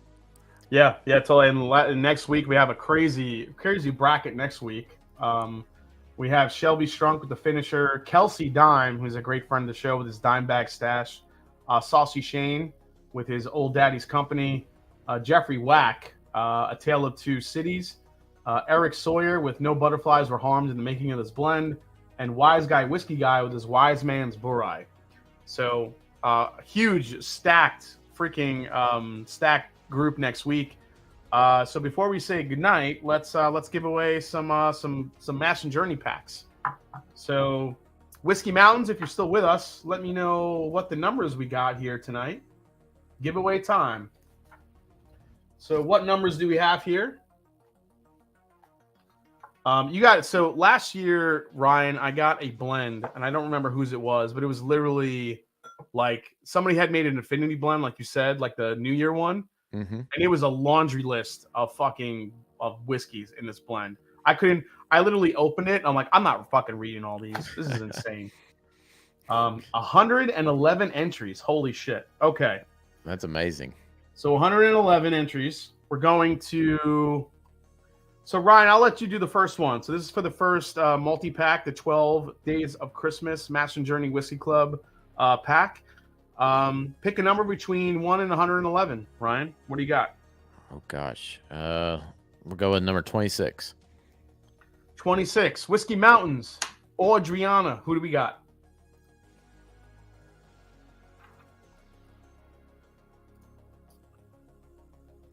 There should be a new Infinity Blend category next year. Actually, you know what I'm going to do next year? Next year's Blendageddon is going to be regulated to available bourbons only. Yeah, that'd be a good one. So shelfers. This way, everybody can remake it if they need to. So that's what we're gonna. That's the challenge. That's the challenge next year. Yeah, that'll be hard though. Bourbons. Yeah. Well, because you just never know between what state is available. That's tough. Yeah. I wouldn't reduce that. I wouldn't reduce the creativity. I like the creativity that this brings. Yeah. Oh shit! Giselle's Boston, the birthday boy. Congratulations, man. He was saying it was his birthday and he got it. Wow. Wow. Okay. Thank God. I was going to ask you to do that. Sounds like a great idea. Yeah, I think I'll probably maybe have to put out a list of, like you said, everyone's available bourbons are different from state to state. But I feel like I think definitely eliminating single barrel picks would be good. yeah, totally. I agree with you. Totally agree with you. Yeah. So no store picks. I think that's probably the best way to do it. Is he still here? I'm not sure if he's still here, but if he is, Giselle's Bourbon, give me a shout out. Email me at themashanddrum@gmail.com, and I'll get you your sample pack out once I figure out where to ship it. Oh, he's still here. Giselle's Bourbon. Congratulations, man. So yeah, shoot me an email at themashanddrum@gmail.com, and make sure you add the themashanddrum@gmail.com, and give me an email, and I'll send out. I got to pick out some good picks for you guys. So we'll do that. Next number I'm gonna pick. I'm gonna go a little bit on the high side here. I'm gonna go with number. Let's go with number 92. 92. Between 1 and 111. Whiskey Mountains, who we got for 92?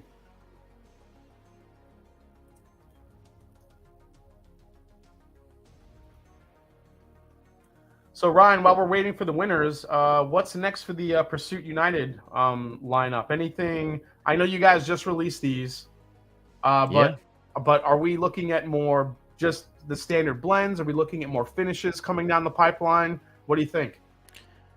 Yeah, so I just went through and tasted our MB, and to me, we have about 100 barrels that I feel like I can use next year for different projects, and so they could go towards, United Bourbon, United Rye, Oak Collection Bourbon and Rye, and then we're thinking about launching a private selection, where we're trying to wrap our head around this, and maybe I get some feedback. Is that my idea is like single barrels are cool, but it's like, okay, do you want slight variation between, different little barrels, or how about I come up with different blends and barrel size blends and you can pick from those? So like where they're true, like unique, barrel size blends. And so we've gotten a lot of good feedback from that. So we may be leaning that way. But we're still. I absolutely love that, and if you do that, I want Master Journey Whiskey Club like top 5 on the list, dude. Just saying, we would love to do one of those with you guys and just market the hell out of that. That'd be amazing. Yeah, I think it'd be fun too. Yeah. So yeah, I literally just got all the barrel samples like about a month ago, and going through and kind of being their guidance counselor. Like, you're gonna be this, you're gonna be that, or you need to go back and age a while. So that's what we got going on. But the Oak Collection, this project was fun, and we're dude. So you guys this so is you kind remember, of a pilot run that we want to see what the reaction is, and like if people like this, do we do this again, or do we pivot and kind of go towards different finishing? So I don't know. We'll see. So a quick recap, guys. The Pursuit United Oak Collection. The bourbon is my personal favorite of the two. But if you like Dr. Pepper, soda, then get the rye because it's fucking delicious. But the bourbon is really good. Great balance, spicy. It's easily, I think, the best bourbon that they've made so far. So they just dropped on Seal Box. Look for them real quick if you have Pursuit United products in your state.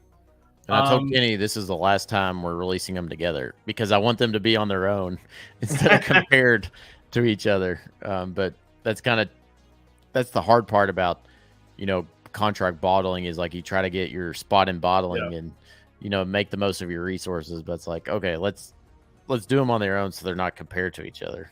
Congrats to Robert Nichols, who won the second flight. So Robert Nichols, if you're watching, send me an email at themashanddrum@gmail.com, and I'll get your 12 Days of Christmas selected. So I don't know if he's still here. Is Robert Nichols here? I don't know if he's still here or not. But if he is, congratulations, and hopefully I'll hear from you.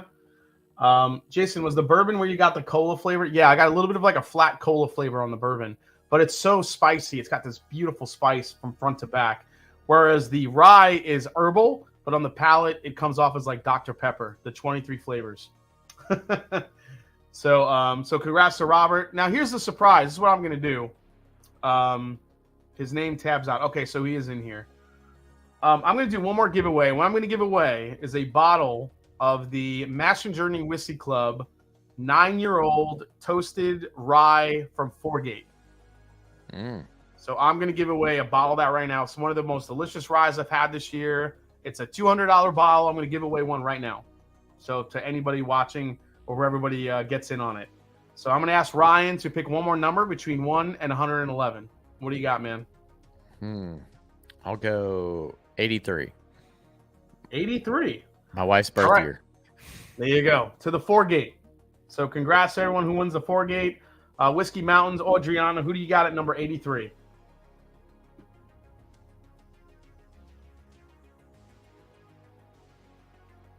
Here we go. Big Vic says, I'm Robert Nichols. Big Vic, you have all our picks, man. You stop it.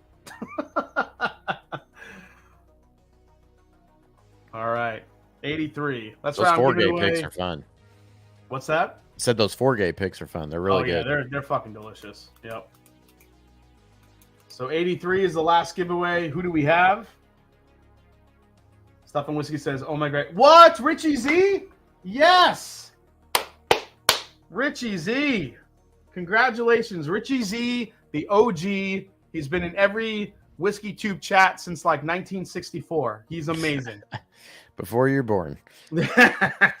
Before somehow I was born, he was in the chat. So Richie Z, congrats, man.